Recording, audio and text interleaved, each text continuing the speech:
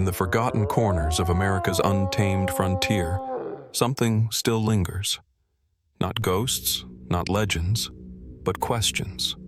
Real, tangible questions etched into stone, buried beneath shifting sands and whispered through wind-worn canyons. How did entire settlements vanish without a trace? Who carved cryptic symbols into cliffs no modern tool could reach? And what lies sealed behind tunnels that lead deep into the earth, dug by hands no one claims to know? This isn't just folklore. These are documented enigmas, artifacts that defy explanation, maps that hint at impossible treasures, voices that echo in caves long thought empty. Out here, in the vast silence of the Wild West, history has left clues, but no answers. For the next 3 hours, we're going beyond cowboy tales and outlaw myths. We're uncovering the deeper mysteries, the ones hidden in ruins, carved in stone, and locked in time. So dim the lights, silence the world around you, and prepare to step into the shadowed trails of a past that refuses to be explained. Sit back, relax, and let's dive into 3 hours of unsolved Wild West mysteries. In the blistering heart of Nevada's desert, where the winds move like whispers over jagged stone and sun-scorched earth, there lies a rock unlike any other, not because of its size or its shape, but because of what's carved into it.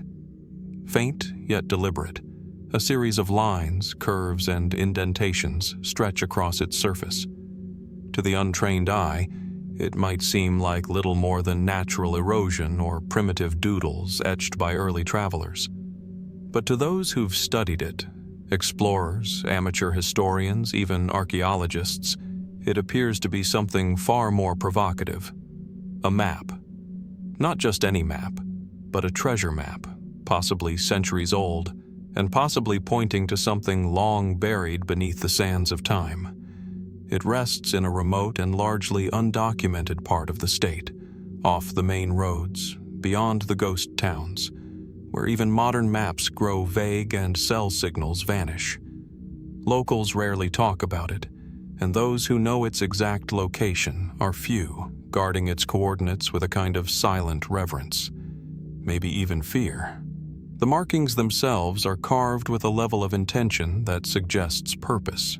There's a recurring spiral believed to represent a canyon, intersecting lines thought to mimic ancient trails or water routes, and crude figures that some interpret as directional cues.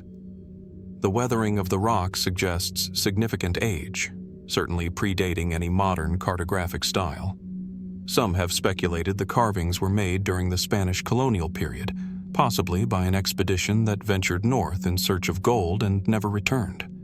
Historically, that theory holds some weight. Spanish explorers did reach parts of what is now Nevada in the 16th and 17th centuries.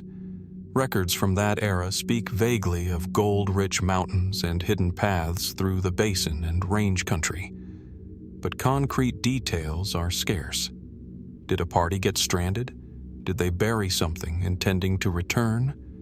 Did they leave behind a map, etched into the only material that could outlast centuries of silence? There is, however, no official record, no authenticated documentation tying the rock to any known expedition. The map remains an orphan of history, unexplained, unclaimed. Some scholars argue it may have been the work of a 19th century prospector, that, in the fever dream of a gold rush, someone, perhaps delirious, perhaps desperate, attempted to document a hidden cache. Others point to Native American petroglyph traditions, suggesting the symbols may have held spiritual or territorial meaning rather than navigational intent. If that's true, then perhaps the map is not a map at all. And then, there are the fringe theories. Some believe the map doesn't point to gold, but to something far older, something predating even the Spanish. They reference scattered accounts of ancient visitors to the Americas, from Phoenician sailors to Chinese monks, claiming that the symbols on the rock don't match any known local style. A few have compared them to old world scripts or mathematical diagrams from forgotten civilizations. Still others propose that the rock is part of a larger network, that it connects with other similarly carved stones across the southwest, forming a sort of geoglyphic circuit designed to protect or perhaps reveal a secret lost to time. But these ideas remain speculative. Fascinating, yes, but without evidence to support them. And that's where the mystery lingers, in the absence of certainty. Expeditions have tried to follow the map. Some have claimed to decode parts of it, tracing the lines across miles of harsh terrain into box canyons and dried-up creek beds. So far, none have found anything conclusive. No chests, no markers, no sign that the map leads to anything at all. But they return with stories. Of strange animal carvings found deep in the desert, of rusted tools buried beneath rock shelves, of narrow cave mouths that seem too symmetrical to be natural. Still, no definitive discovery. Just more questions. What compels a person to carve a map into stone in the middle of nowhere? Was it meant for someone else, or only for the maker? Did they ever intend for it to be found? Or was it an act of desperation or defiance? Today, the map remains where it has always been. Silent, sun-beaten, and unsolved. A puzzle in plain sight. Neither proven fake nor confirmed authentic. It simply exists, between legend and reality, daring us to look closer, to wonder, and perhaps to search. What does it really point to? And more importantly, who wanted it found? And as we leave the sun-scorched rocks of Nevada behind, the mystery only deepens. Hundreds of miles north, beneath the wide, cloud-swept skies of Montana, another enigma waits. Silent, carved, and staring. It begins in the high plains near the base of the Rocky Mountains, land shaped by time and scarred by ice, where pine forests give way to vast expanses of grass and stone. Here, in an unassuming stretch of land once home to migrating herds and ancient peoples, a discovery was made that continues to puzzle archaeologists and researchers alike. Dozens of small, carefully carved stone masks. Not worn, not ceremonial in the traditional sense, and not tied, at least clearly, to any known indigenous art style of the region. Each one different, each one eerily expressive. Roughly the size of a human face, the masks were discovered scattered across a remote hillside, partially buried in earth and brush. Their features, some hauntingly human, others abstract and distorted, bear no consistent pattern. Some are chiseled with deep, hollow eyes and downturned mouths. Others seem almost serene. All are carved from local stone, sandstone, granite, limestone, but with a smoothness and intent that suggests skill and time. They're not masks meant to be worn. There are no eye holes, no straps, no indicators of ritual use in the traditional sense, and yet they are unmistakably faces, created to be seen, perhaps even to watch. So, who made them? Archaeological records show that the region was occupied for thousands of years by various plains tribes, rich and sophisticated cultures with deep spiritual traditions, but none, so far, have been definitively linked to these artifacts. Local indigenous elders, when consulted, have offered interpretations that range from the sacred to the cautionary, some suggesting the masks may represent spirits trapped in stone or beings from another world. Carbon dating, while helpful in dating nearby organic material, has only placed the surrounding soil layers within a wide range, anywhere from 600 to 2,000 years old. But the masks themselves resist firm categorization. There are no accompanying tools, no written records, no established cultural parallels. Mainstream archaeologists have proposed that the masks might be grave markers or totems placed near sites of burial or vision quests. Perhaps, they suggest, they were meant to embody ancestors, protect a spiritual boundary, or act as guardians to sacred places. But no burial sites have been found nearby. No remains, no ceremonial circles, just the masks and the uneasy feeling that comes from standing among them. Others have speculated more broadly. Could these have been left by a culture now lost entirely? One that passed through the region before history began recording names and borders? A migratory people, perhaps, who used the masks as part of a forgotten rite? A few researchers, working on the fringes of accepted theory, have pointed to comparisons with Old World relics. Similar stone carvings, though far more weathered, have been found in Central Asia, parts of Siberia, and even the Iberian Peninsula. But the connection is tenuous at best. There is no evidence of contact, no trade, no travel, no shared tools or language. And yet, the eyes of the masks seem to hold stories that haven't been told. One particularly curious piece was found at the base of a lightning-struck pine tree. Its features charred on one side, its mouth twisted in a way unlike the others. Some believe this mask wasn't carved at all, but melted, altered by something long after its creation. Heat, perhaps, or something less explainable. Why were the masks buried and forgotten? Were they hidden intentionally, or simply abandoned? And why do some of them appear in odd, deliberate groupings, arranged in arcs, or pointing in the same direction? To date, no one has answered these questions with certainty. The masks remain unclaimed by history. No one has taken responsibility for their creation. And perhaps that's the most haunting part. In a state known for its sweeping wilderness and untamed past, these faces carved in stone offer a quiet kind of defiance. They refuse categorization. They invite curiosity. And they endure, weathered by centuries of wind, yet still watching. Are they warnings? Memorials?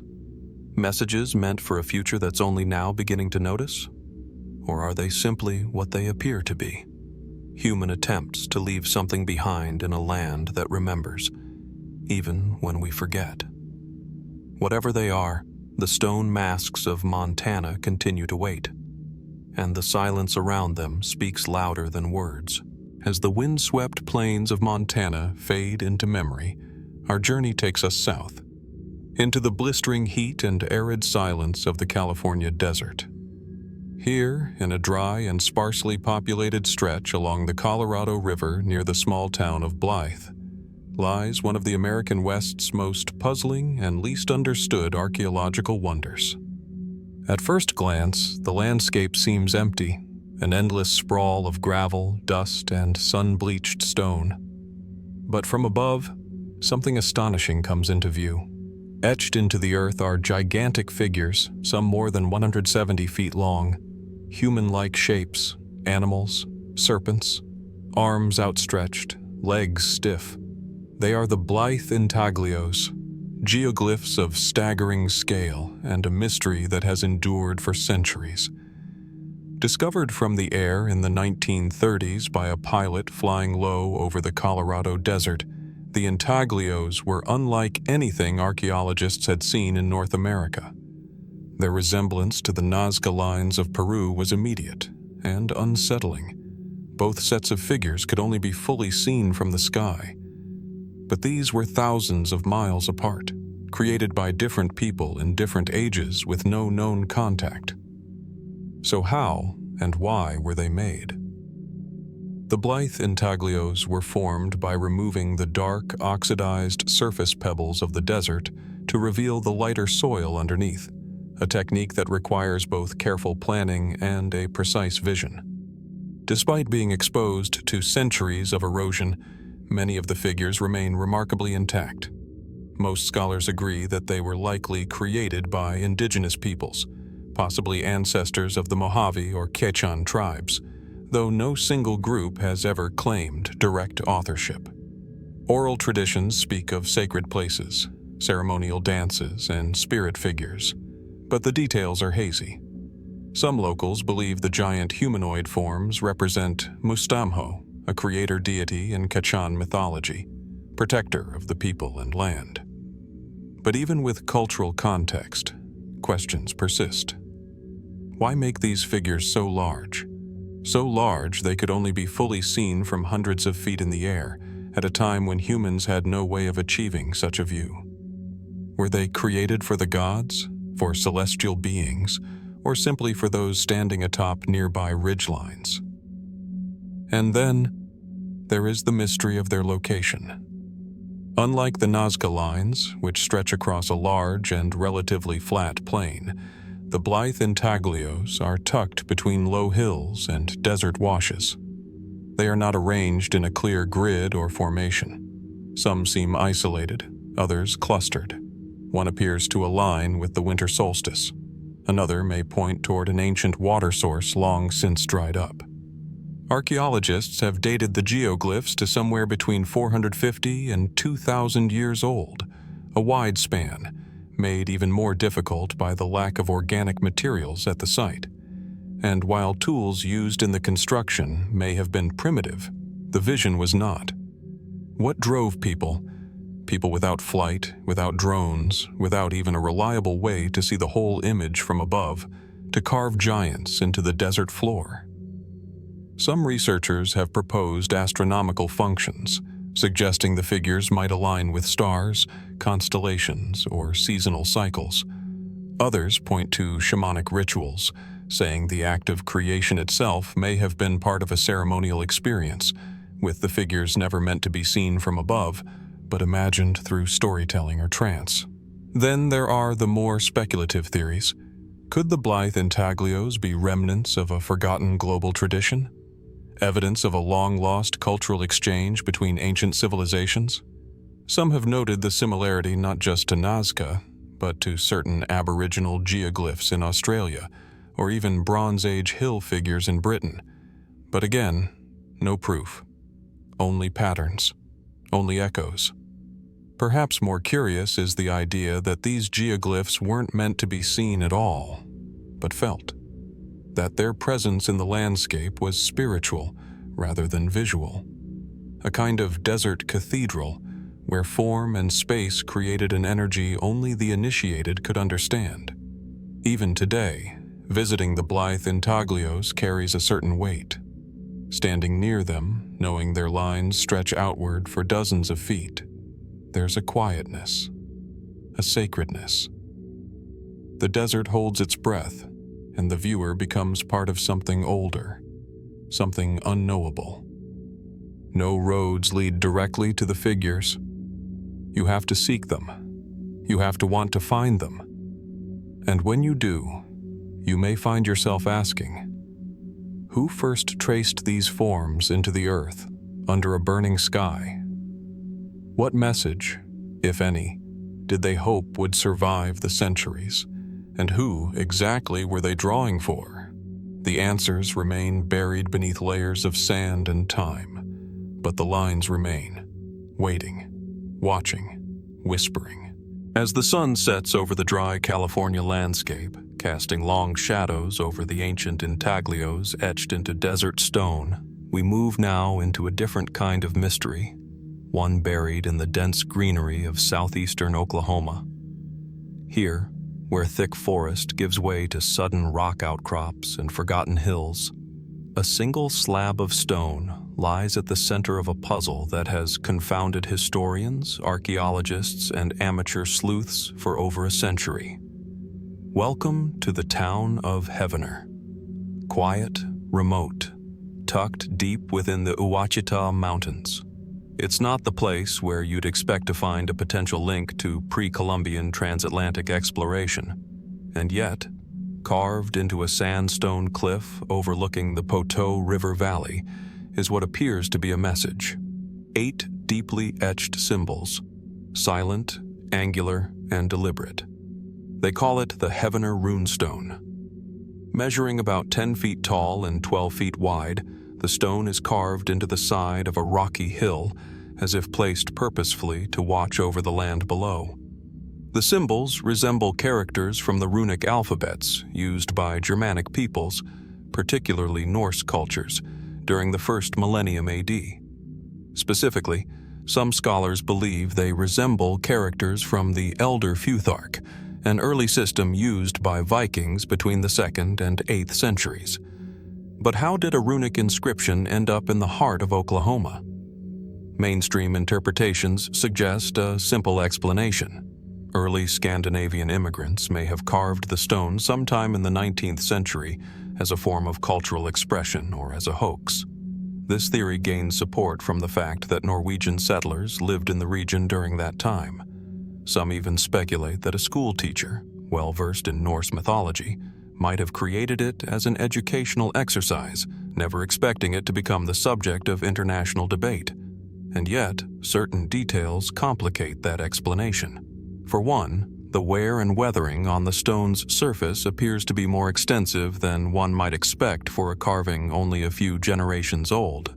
Furthermore, the specific runes used seem to predate the types commonly referenced in 19th century Scandinavian culture. And then there's the matter of the location, remote, isolated, and far from the more populated Scandinavian settlements in the United States. If it was a recent carving, why here? That's where the story begins to drift into more uncertain terrain. Some researchers have suggested that the runestone may date back centuries earlier, possibly the result of Norse explorers who ventured far inland via the Mississippi River and its tributaries. They cite the well-documented Norse presence in Newfoundland around the year 1000 AD, and the speculative but persistent theories that Viking expeditions pushed deeper into the North American continent than mainstream history has accepted. Could a band of Norse explorers have traveled southward, following rivers and trade paths, leaving behind a cryptic marker? Fringe theorists go further, suggesting the Heavener stone is only one of several such markers. In fact, multiple stones with similar markings have been discovered throughout the region, each with subtle variations, but each sparking the same questions. Are they part of a code? A forgotten language? A map? Then there are the linguistic mysteries. Translations of the runes vary wildly. Some suggest the stone reads something like Gloam's Valley, possibly marking a land claim by a Norse individual named Gloam. Others have proposed that the inscription is more symbolic, referencing directions, spiritual meanings, or even serving as a warning. But all of this remains guesswork. The truth is, no definitive dating method has been able to prove the age of the carvings with certainty. No artifacts, no tools, no bones, no settlements have ever been uncovered in the area to confirm a Norse presence. For every scholar who argues in favor of an ancient origin, another counters with equally plausible points for a modern one. Still, the mystery endures. Why would early Scandinavian settlers carve a runestone in such a secluded spot, mimicking an ancient alphabet not commonly in use at the time? If it was created as a hoax, why has no one claimed it? And why does it mirror the characteristics of other runic markers found across the central U.S.? And if it truly is ancient, what does that mean for the history we thought we knew? Today, the Heavener runestone is preserved as part of a state park. Visitors hike up a wooded trail to stand before it, just as they have for generations, staring at those carved lines and wondering who made them, wondering why they were made, and wondering how much of the story still lies buried beneath the forest floor.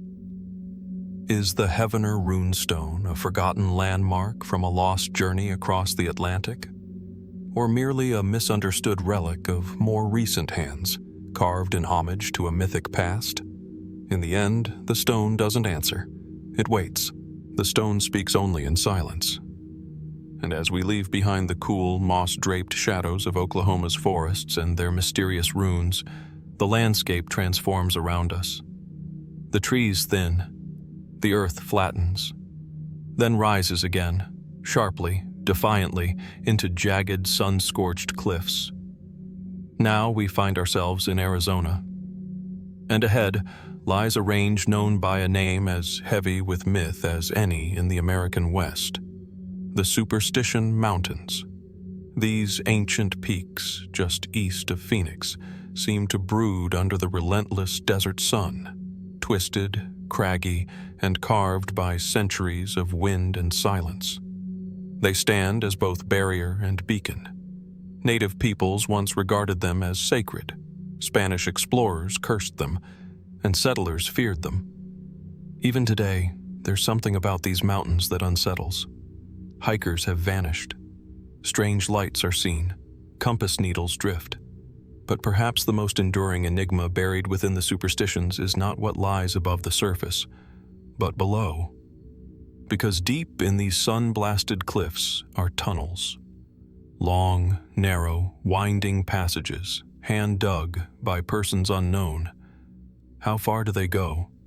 Who made them, and why?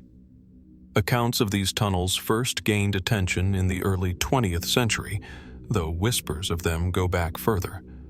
Locals told stories of narrow shafts cut into solid rock, sometimes descending deep into the earth, too precisely carved to be natural, yet lacking the usual hallmarks of modern mining operations. Some tunnels end abruptly, others split and wind. A few contain support beams or signs of ancient fires, but none, so far, have yielded solid clues about their creators.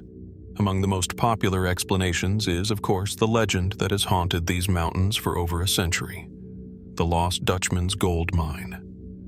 According to one version of the tale, a German immigrant named Jacob Waltz discovered a vast gold deposit hidden somewhere within the superstitions in the late 1800s. He reportedly revealed its existence only on his deathbed, but left behind no map. Ever since, fortune hunters have scoured the mountains in search of his lost riches. Could these tunnels be part of that fabled mine? Were they dug by those who came before Waltz, perhaps native peoples or early Spanish explorers, attempting to extract ore from some long-lost vein? Or is there something more unusual at work?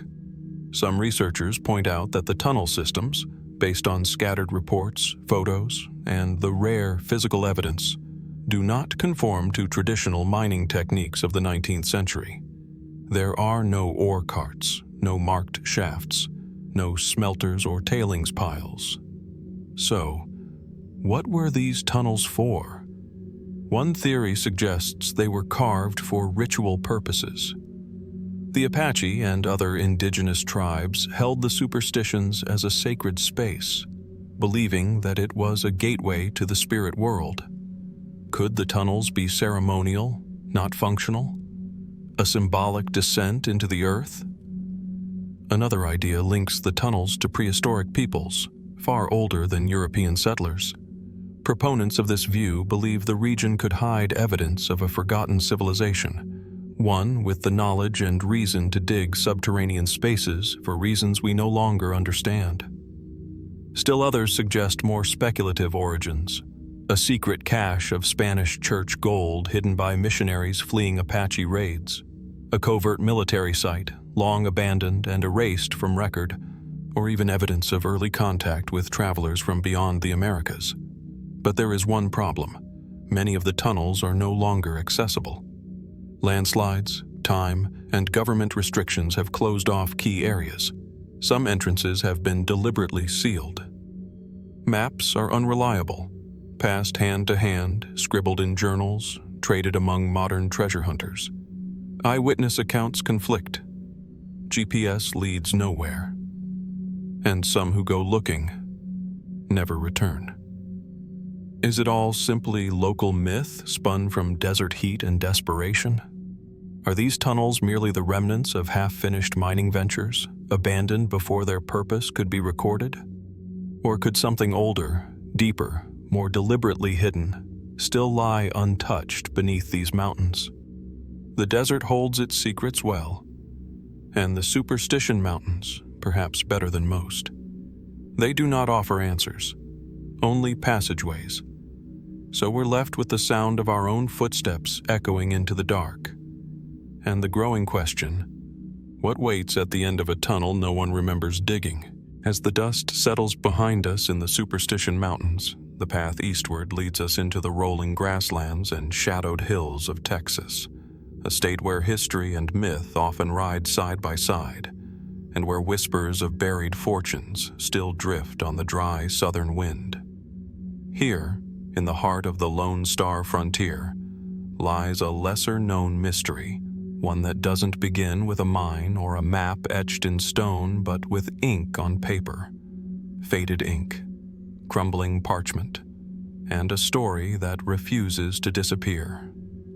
This is the tale of the Horio Manuscript, a long-lost document said to describe a vast treasure hidden somewhere in the rugged interior of Texas. Some believe it was penned by a Spanish monk. Others think it was forged by an outlaw seeking to mislead. But whatever its origin, the manuscript's reappearance, then sudden disappearance, has left behind a trail of questions, and not a single answer. The earliest mention of the Horio manuscript appears in fragments, notes in personal journals, side comments in treasure-hunting newsletters from the 1930s, and occasional newspaper clippings that never offer the full story. According to those who claim to have seen it, the document was discovered in a weathered leather satchel inside an abandoned adobe dwelling near San Saba County. The paper was brittle, yellowed, and lined with meticulous Spanish script. It contained cryptic directions, references to 7 stones that mark the path, and repeated invocations of a sacred duty to protect a hidden legacy beneath the Red Hills. No one knows who Horio was. His name appears only on the final page of the manuscript, signed, Horio, Servant of the True Order. Was he a monk? A code name? A fabrication? Some have speculated that the manuscript could be a surviving piece of the lost San Saba mission treasure legend, a long-rumored cache of gold and religious artifacts supposedly buried by Spanish missionaries during the 18th century to protect it from Comanche raids. According to local lore, the mission was attacked and destroyed in 1758, and the treasure was never recovered. Others believe the manuscript may be linked to Jesuit gold, hidden across the American Southwest after the expulsion of the order from New Spain in the 1760s. Several so-called Jesuit maps have surfaced over the years, each pointing to caches of wealth supposedly hidden in remote desert places. Could the Horio manuscript be a missing piece of that puzzle? Or is it something else entirely? Scholars who have attempted to analyze the snippets that remain, photocopies, transcriptions, and sworn testimonies, disagree on nearly every detail. Some argue the Spanish used in the text is inconsistent with 18th century grammar. Others note that the writing includes rare ecclesiastical phrases, hinting at a writer trained within the church. One historian claimed the document referenced constellations not visible from Texas, suggesting either an error or a symbolic layer still undecoded. Treasure hunters, meanwhile, have tried to follow its vague directions. Where the sun touches stone after noon's high call, between the twin hills, there lies the first mark. Follow the river that dies in dust, where no fish swim and no bird sings. 7 markers, 3 buried, 4 above, pointing to the hollow beneath the rootless tree. Some believe they've found these places.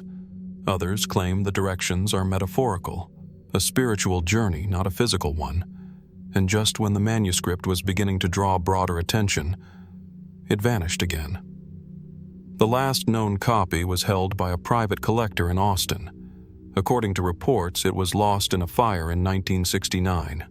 No official photographs remain, just sketches, retellings, a few typed pages passed between researchers, every trace of the original gone. And yet, the story endures. Like so many mysteries of the West, it's fed not by proof, but by absence. Was the Horio manuscript a legitimate map to a forgotten Spanish treasure? Or a carefully crafted hoax meant to deceive, or perhaps to encode something more abstract?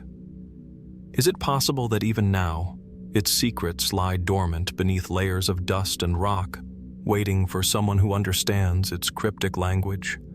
Or has the truth already burned away with the manuscript itself?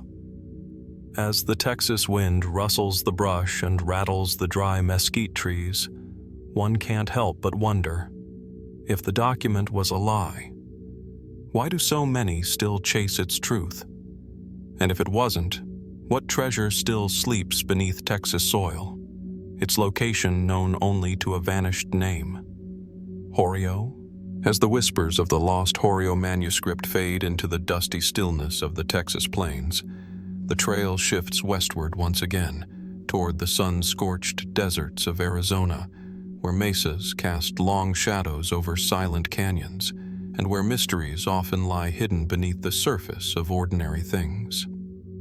Among these enigmatic tales, there is one that stands apart, not for its violence, not for its treasure, but for its sheer strangeness. It begins, not in gold mines or outlaw hideouts, but within the walls of a quiet monastery near the outskirts of Tucson, where, decades ago, a monk made a claim that would send ripples through both religious and scientific circles. He said he had a map, and not just any map, a map to another world. The story of the Arizona monk is one of those strange intersections of belief, possibility, and mystery that defy easy categorization. His real name, rarely mentioned, was Brother Gerhardt, a reclusive figure associated with a small Franciscan order in southern Arizona during the early 1900s. Locals described him as humble, soft-spoken, and deeply committed to his faith. He spent most of his time studying ancient texts and walking the desert trails in solitude. But behind his quiet demeanor, it seems, he was working on something extraordinary. In 1932, Brother Gerhardt reportedly summoned a visiting professor from the University of Arizona. The monk showed him a collection of hand-drawn star charts, geometric diagrams, and a tattered scroll written in a language that was, at the time, unidentified.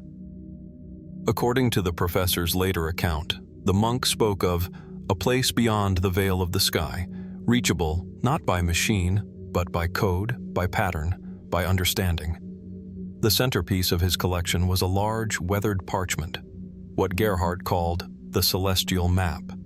It showed a complex pattern of interlocking circles, arcs, and symbols, centered around what he claimed was a depiction of Earth, and radiating out toward another marked location, labeled in Latin, Porta Caelestis, Gate of Heaven.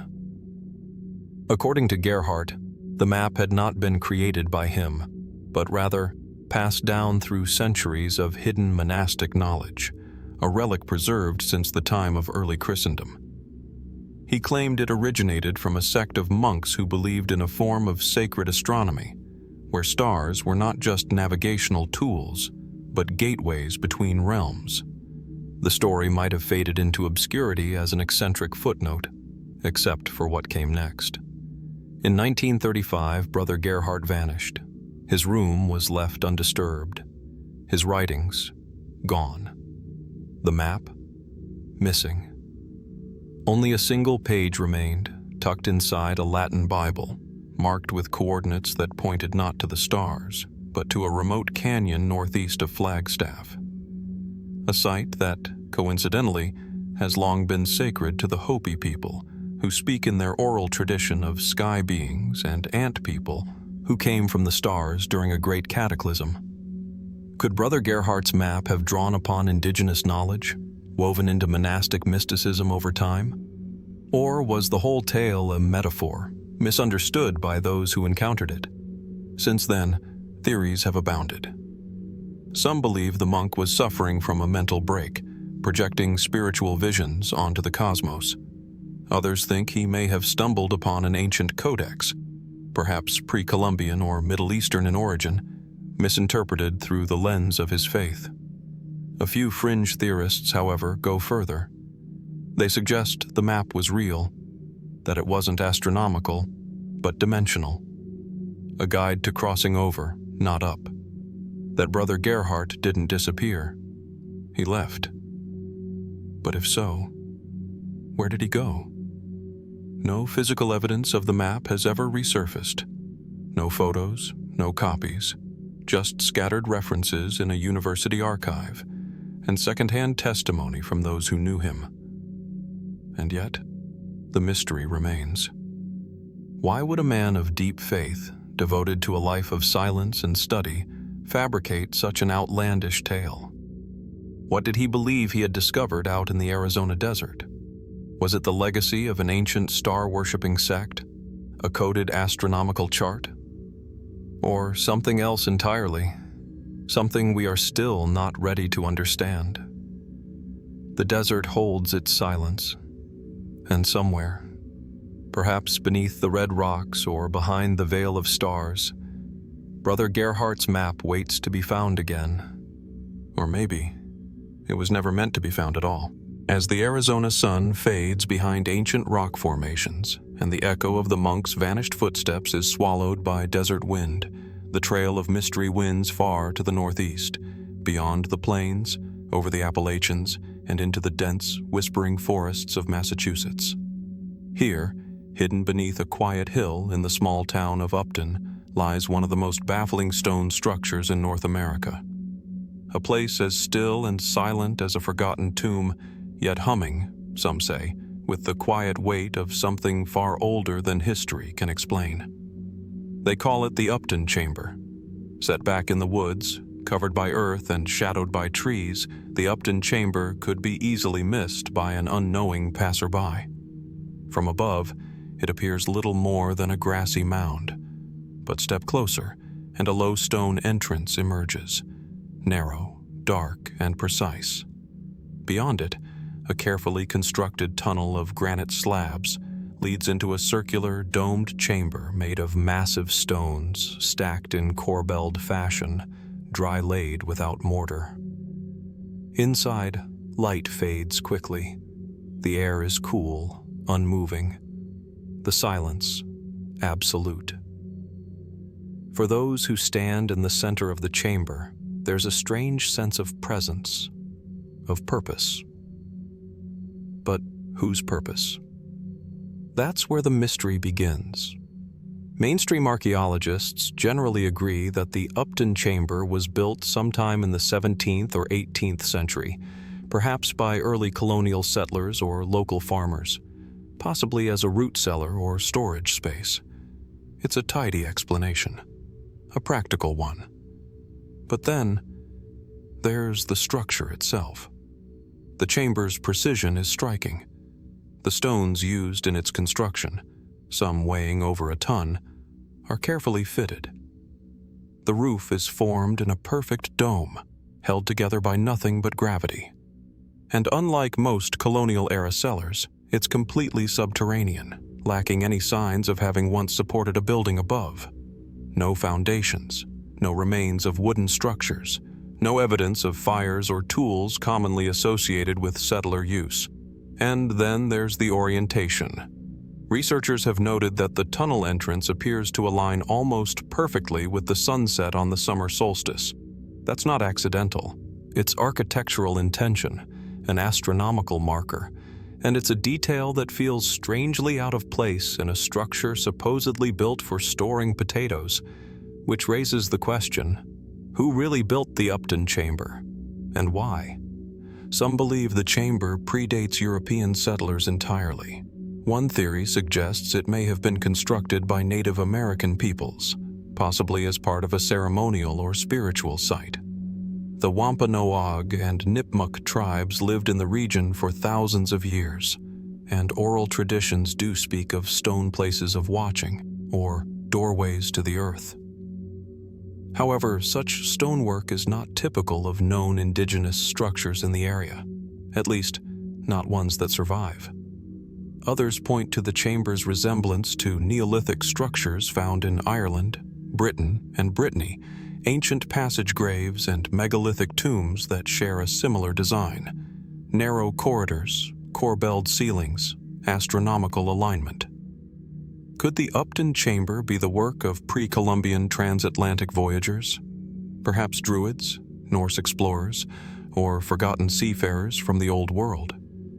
It's a theory that excites some and infuriates others. No solid archaeological evidence confirms the presence of such ancient builders in Massachusetts. Yet the chamber's peculiar features remain stubbornly unexplained. And then, there's the folklore.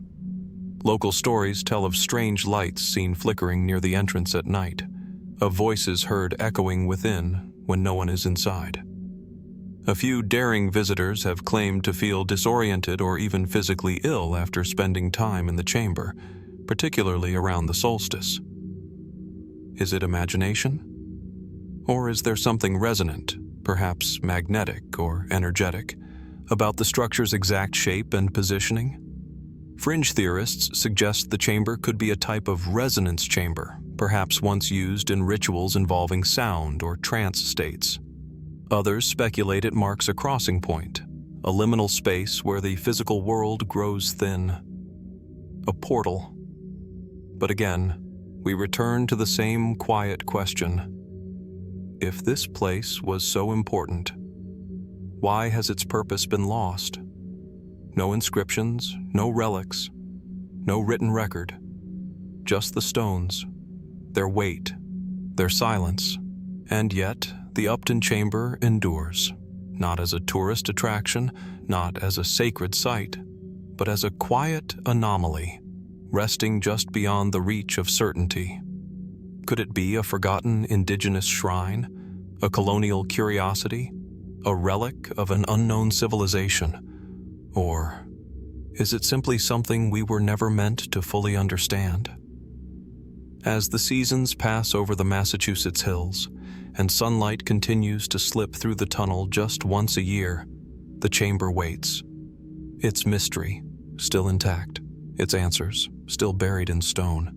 As the silence of the Upton Chamber fades and the stones of Massachusetts slip into shadow, the trail of forgotten symbols and strange artistry leads us not westward, but down into the winding valleys of the Mississippi River. Here, just north of what is now Alton, Illinois, sheer limestone bluffs rise from the water's edge like ancient sentinels. These cliffs have stood watch for millennia, silent, enduring, and until recently, bearing witness to something that should not have been forgotten. Something painted in blood-red ochre high above the river.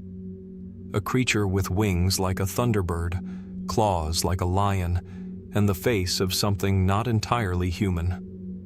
This is the legend of the Piasa bird, a haunting image that once loomed over the Mississippi and a mystery that remains unsolved to this day. The earliest recorded sighting comes from the journals of Father Jacques Marquette, the French Jesuit explorer who traveled down the Mississippi in 1673. In his writings, he describes a hideous monster painted on the rock, so strange and fearsome that his native guides refused to go near it. According to Marquette, the creature had antlers like a deer, a man's face, scales like a fish, and a long tail that ended in a serpent's head. It wasn't a carving. It wasn't sculpted or built. It was painted, high up on the cliffside, impossible to reach without sophisticated climbing tools, and it had already been there for generations. The local Illini people called it Piasa, a word often translated as the bird that devours men. According to their oral traditions, the Piasa was once a guardian spirit that turned vengeful, preying on warriors and hunters until it was finally slain by a brave chief with divine guidance. But is the Piasa just myth? A cautionary tale woven into the land? Or was it something more? Over time, the original painting faded. Erosion and human interference took their toll. The cliff was quarried in the 19th century, destroying the exact location of the original image. What remains today is a reproduction, a stylized version painted in the 20th century based on historical descriptions. But what of the original? Here, the mystery deepens. Some researchers believe the Piasa figure was part of a larger Mississippian cultural tradition, dating back over 1,000 years. These societies, centered around cities like Cahokia, not far from Alton, built massive earthen mounds, observed celestial events, and left behind enigmatic artifacts hinting at complex religious and cosmological beliefs. The Piasa, in this view, may have been a ceremonial guardian or a symbolic warning, perhaps connected to sky deities or underworld spirits. But others aren't so sure. The creature's anatomy is too strange, an amalgamation of features from multiple species, unlike typical native iconography. Its placement, high on a cliff above the river, suggests importance, visibility, reverence, or fear. And its detailed rendering, described as larger than life, raises questions about who painted it and how. Did an unknown culture precede the Mississippians? One that left behind few physical traces but inspired enduring myths? Or could the Piasa be a surviving echo of even older legends, passed down through generations, warped over centuries into the form that Marquette saw? Modern theories vary wildly. Some fringe researchers propose that the Piasa was inspired by a real creature, now extinct or hidden, possibly a giant bird, like the thunderbird of other indigenous mythologies. Others suggest it represents a comet, a celestial event that struck awe or terror into early peoples, immortalized in paint. A few go further still, proposing extra-dimensional beings or ancient contact with advanced civilizations. But all of these remain speculative. There is no photograph of the original. No known sketches survive from Marquette's time. Only words, descriptions, echoes. And perhaps that's what makes the Piasa so enduring. It is both seen and unseen, remembered and forgotten. A riddle in paint, lost to stone and time. If the painting was merely symbolic, why was it placed where few could reach? If it was sacred, why was it left unguarded, allowed to vanish? And if it told of a creature that once walked, or flew, this land, what does it mean that no other record exists? The river below continues to flow, as it has for thousands of years, washing past the cliffs where the Piasa once stared down in silence. And though the original image is gone, the story remains, a mystery suspended between myth and memory, forever perched on the edge of belief. So, was the Piasa simply legend, or a message left behind by hands and minds long forgotten, warning of something that once was and perhaps could be again? We may never know. But the stone remembers, and the river watches still. From the towering limestone cliffs and sun-baked mesas of the American Southwest, we turn our gaze to one of the most haunting enigmas etched deep into the fabric of history: the sudden and inexplicable disappearance of the Anasazi civilization. For centuries, the Anasazi, also known as the ancient Puebloans, thrived in what is now the Four Corners region, where Colorado, New Mexico, Arizona, and Utah meet. Their legacy survives in the magnificent ruins of multi-story cliff dwellings, intricate road networks, and ceremonial kivas carved into rock. Sites like Chaco Canyon and Mesa Verde stand as silent monuments to a society once vibrant and complex, architects of a world both practical and spiritual. Yet, between roughly 1150 and 1300 CE, these great communities emptied. They vanished seemingly overnight. The thriving pueblos were abandoned. The roads fell silent. The great houses, once filled with life and ceremony, stood empty. Their doors left open, hearths cold. The mystery of their disappearance has long fascinated historians, archaeologists, and explorers alike. What caused an entire civilization, so well adapted to the harsh desert environment, to simply vanish? Archaeological evidence paints a nuanced picture. Dendrochronology, or tree ring dating, reveals periods of prolonged drought that would have severely tested their water resources. Signs of resource depletion and over-farming suggest the land could no longer sustain their growing population. Some sites bear scars of conflict. Arrowheads embedded in walls, skeletal remains showing trauma, hinting at internal strife or warfare. But none of these factors alone fully explains the suddenness and scale of the exodus. Some scholars propose that a perfect storm of ecological stressors, climate change, food scarcity, and social upheaval, forced the Anasazi to abandon their settlements in search of safer lands. Others suggest a more spiritual or cultural cause, that the Anasazi left voluntarily to fulfill prophecies or follow sacred migrations, perhaps guided by visions or divine instruction. Even more speculative theories suggest that external pressures, from unknown invaders or mysterious forces, may have hastened their departure. What is certain is that the Anasazi did not simply disappear into thin air. Descendants such as the Hopi, Zuni, and other Pueblo peoples carry on cultural traditions and oral histories that may echo these ancient events, preserving memory even as physical traces faded. Adding to the mystery is the abruptness with which the cliff dwellings were abandoned. Artifacts left behind, pottery, tools, personal belongings, appear undisturbed, as if the inhabitants left in haste. Was there an imminent threat, a sudden disaster, or perhaps a collective decision to leave behind the old and start anew? Moreover, some petroglyphs and rock art created by the Anasazi hint at complex cosmologies and a deep connection to celestial cycles. Could astronomical phenomena have influenced their fate? Did a solar eclipse, a comet, or other rare events trigger a spiritual crisis or a migration? Then there are the unexplained anomalies uncovered in recent decades.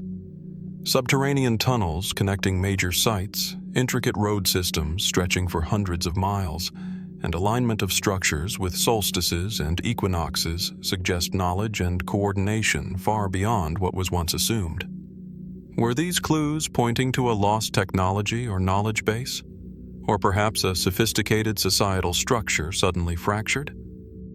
In some less studied ruins, archaeologists have found signs of rapid rebuilding and destruction cycles, raising questions about forgotten conflicts or catastrophes not recorded in surviving histories.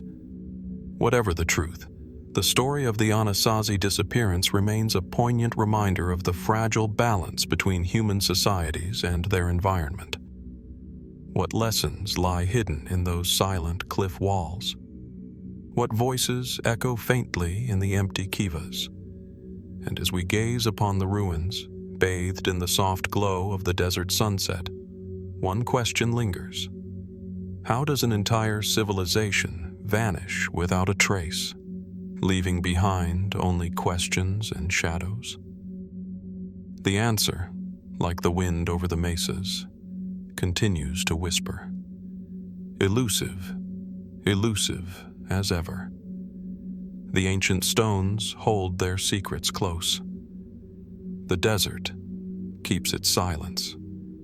And we are left to wonder what lies beyond the horizon of history.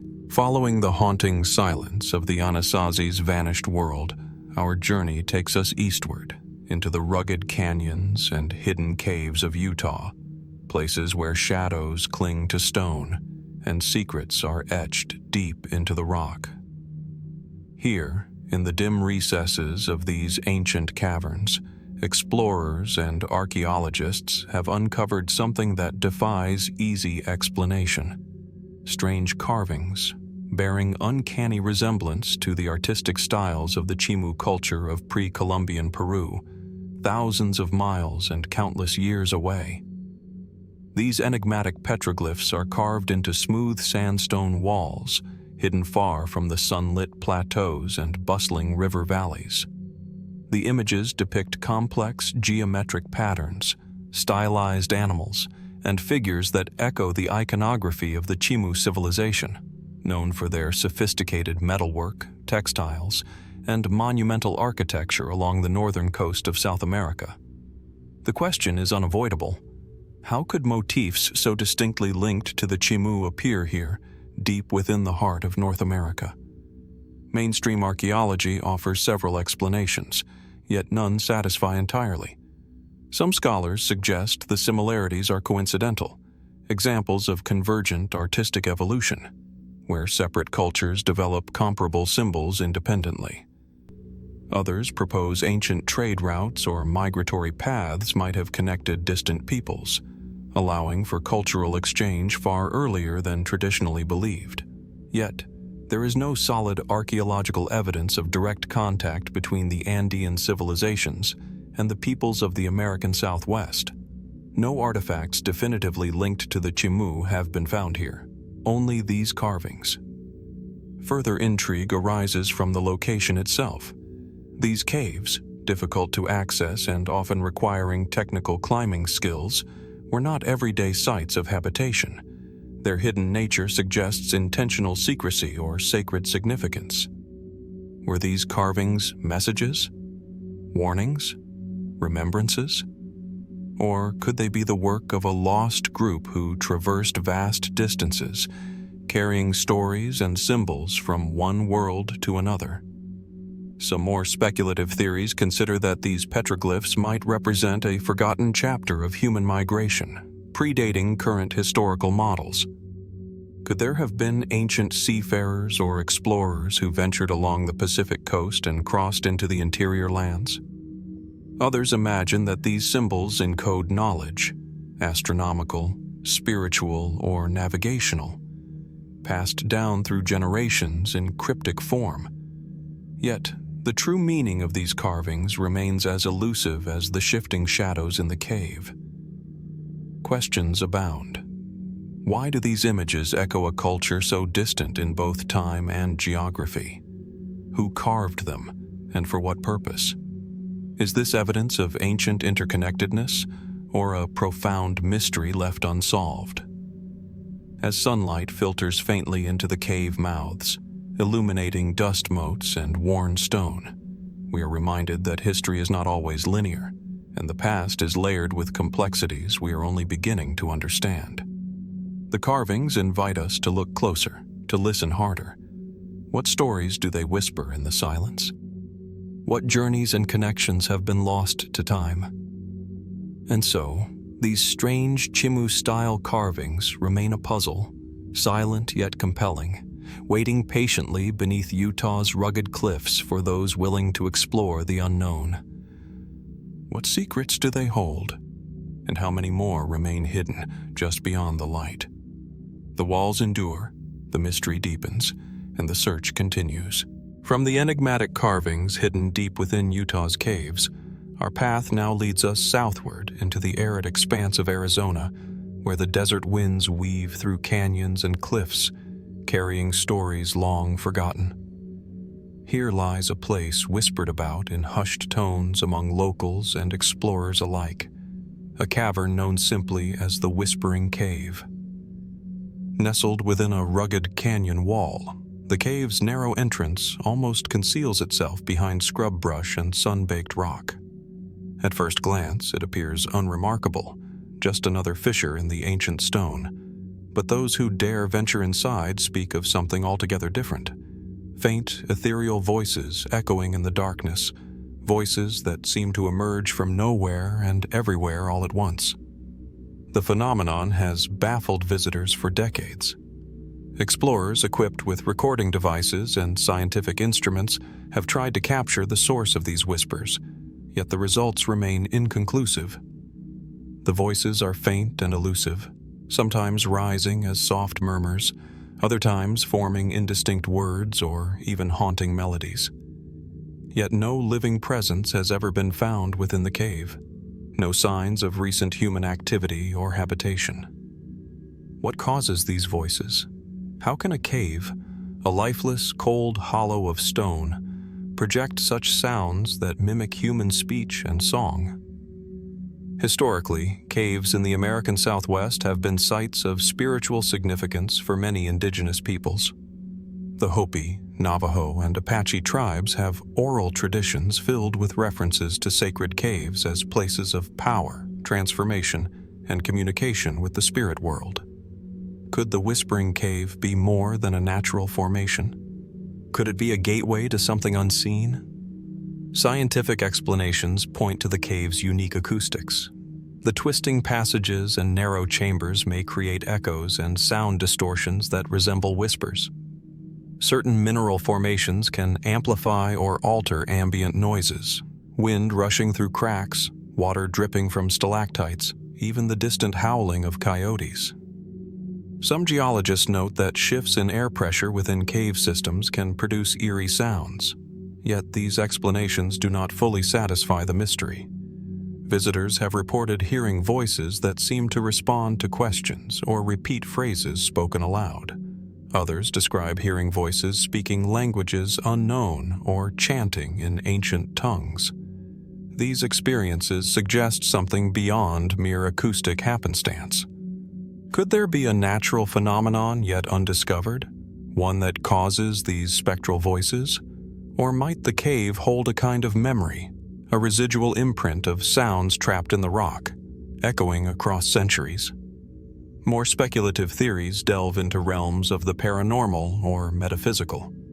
Some believe the cave is a conduit for spirits or energies from another plane of existence, a place where the veil between worlds grows thin. Others suggest that these voices could be remnants of ancient rituals performed by lost civilizations, their chants and prayers lingering invisibly in the air. Might the Whispering Cave be a repository of untold histories, a silent witness to events long past yet never fully forgotten? Intriguingly, early explorers documented these strange auditory phenomena as far back as the late 19th century, long before modern recording equipment or scientific investigations. Native legends tell of the voices of the canyon, warnings, guidance, or lamentations carried on the wind. Despite ongoing study, the source remains elusive. The cave itself guards its secret in shadow and silence, offering only whispers. As twilight settles over the Arizona desert and the last light fades from the canyon walls, one can almost imagine those voices, soft, mysterious, rising from the depths of the earth, inviting us to listen, to question. What stories do they tell? Whose voices do we hear? And what truths lie hidden in the echoes of the Whispering Cave? The answers remain just out of reach, like the shifting sands outside its entrance. The cave waits patiently, the voices continue to murmur, and the mystery endures. From the faint echoes within the Whispering Cave of Arizona, our journey takes us deeper into the rugged landscape, where time and nature have concealed one of the most perplexing discoveries of the American Southwest, an iron mask unearthed in a remote Arizona gorge. The gorge itself lies hidden among jagged cliffs and steep, winding canyons, accessible only by those willing to brave its challenging terrain. The air is dry and heavy with the scent of ancient stone and dust, the sun casting long shadows over the weathered rocks. It was here, nestled beneath layers of sediment and forgotten debris, that explorers stumbled upon a curious artifact. A mask forged from iron, unlike anything commonly found in the region's known history. At first glance, the mask appears both simple and enigmatic. Its surface is weathered by time, yet the craftsmanship suggests careful intention, an unmistakable human face, stylized but unmistakably wrought with metalworking skill. The iron is thick, and the contours suggest it was meant to fit over a human visage, perhaps worn or displayed as a symbol of power, ritual, or protection. Historically, ironworking in North America before European contact was virtually unknown. Indigenous peoples crafted tools and ornaments primarily from stone, bone, wood, and softer metals like copper. The sudden appearance of an iron mask here challenges the accepted timelines of metallurgy and trade. Could this object be a relic of early European exploration, perhaps lost or hidden long before widespread colonization? Some historians suggest it might have belonged to Spanish explorers or missionaries traversing the region centuries ago. Yet the mask's design does not conform neatly to typical Spanish armor or iconography. Others propose that it could be evidence of a much earlier, undocumented contact, perhaps a vessel lost at sea, its crew venturing inland, leaving behind fragments of a forgotten journey. Could this iron mask be a silent witness to such a voyage, its origins swallowed by the desert sands? More speculative theories have emerged in recent decades. Some researchers speculate that the mask could be tied to secret societies or clandestine expeditions, the iron symbolizing membership or rank within a mysterious group operating in the shadows of history. Archaeologists who examined the mask noted the absence of corrosion typical of iron artifacts buried for centuries in arid environments. This anomaly raises questions. Was the mask intentionally preserved? Could it have been repeatedly buried and uncovered? Or might it have been crafted from an unusual alloy, resistant to the ravages of time? Furthermore, local Native American legends tell of iron-faced spirits or guardians who once roamed these canyons, protecting sacred sites or ancient treasures. Could these stories be inspired by real objects, like this mask? Or are they metaphors passed down through generations, encoded with meanings lost to time? Scientific testing has so far yielded inconclusive results regarding the mask's precise age and composition. Radiocarbon dating cannot be applied directly to metal, and attempts to analyze surrounding sediment layers have provided broad ranges rather than definitive timelines. The mask's discovery remains shrouded in secrecy and mystery. It was reportedly removed quietly from the site, sparking debates within academic circles but never fully disclosed to the public. Today, the iron mask stands as an enigma, a cold, silent relic that defies easy explanation. It beckons us to reconsider the narratives we accept about the West's history and to ask difficult questions about what lies hidden beneath the surface. What stories does this iron face hold? Was it a guardian, a symbol, or a remnant of a forgotten chapter in the American Southwest? And how many other artifacts, equally mysterious, remain buried in the unforgiving terrain?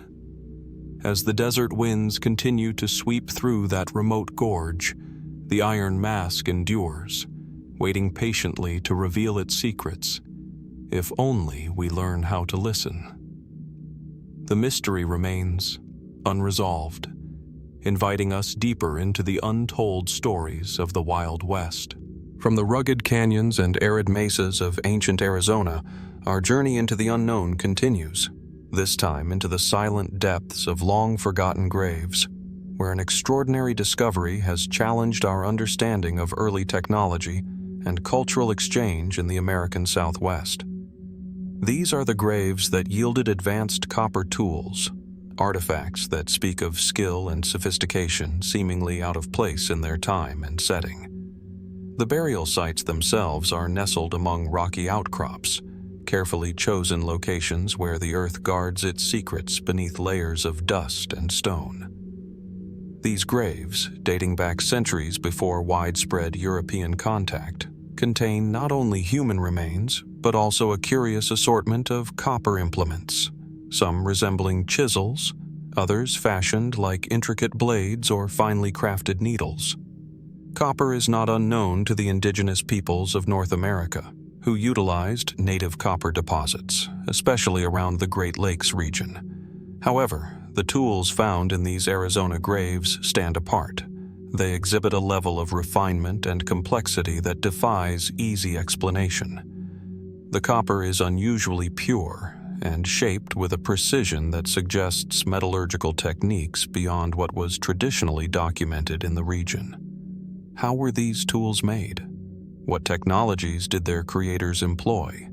Were these artifacts the result of local innovation, or do they hint at far-reaching connections, perhaps trade routes or cultural exchanges that spanned great distances?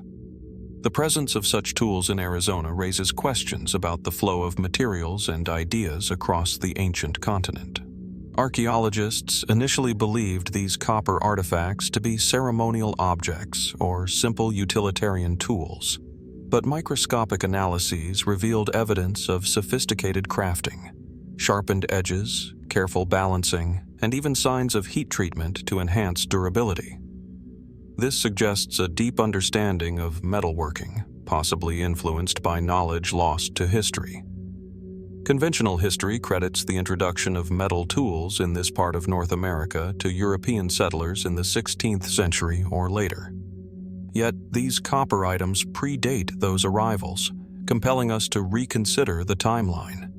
Could indigenous metallurgists have developed advanced techniques independently?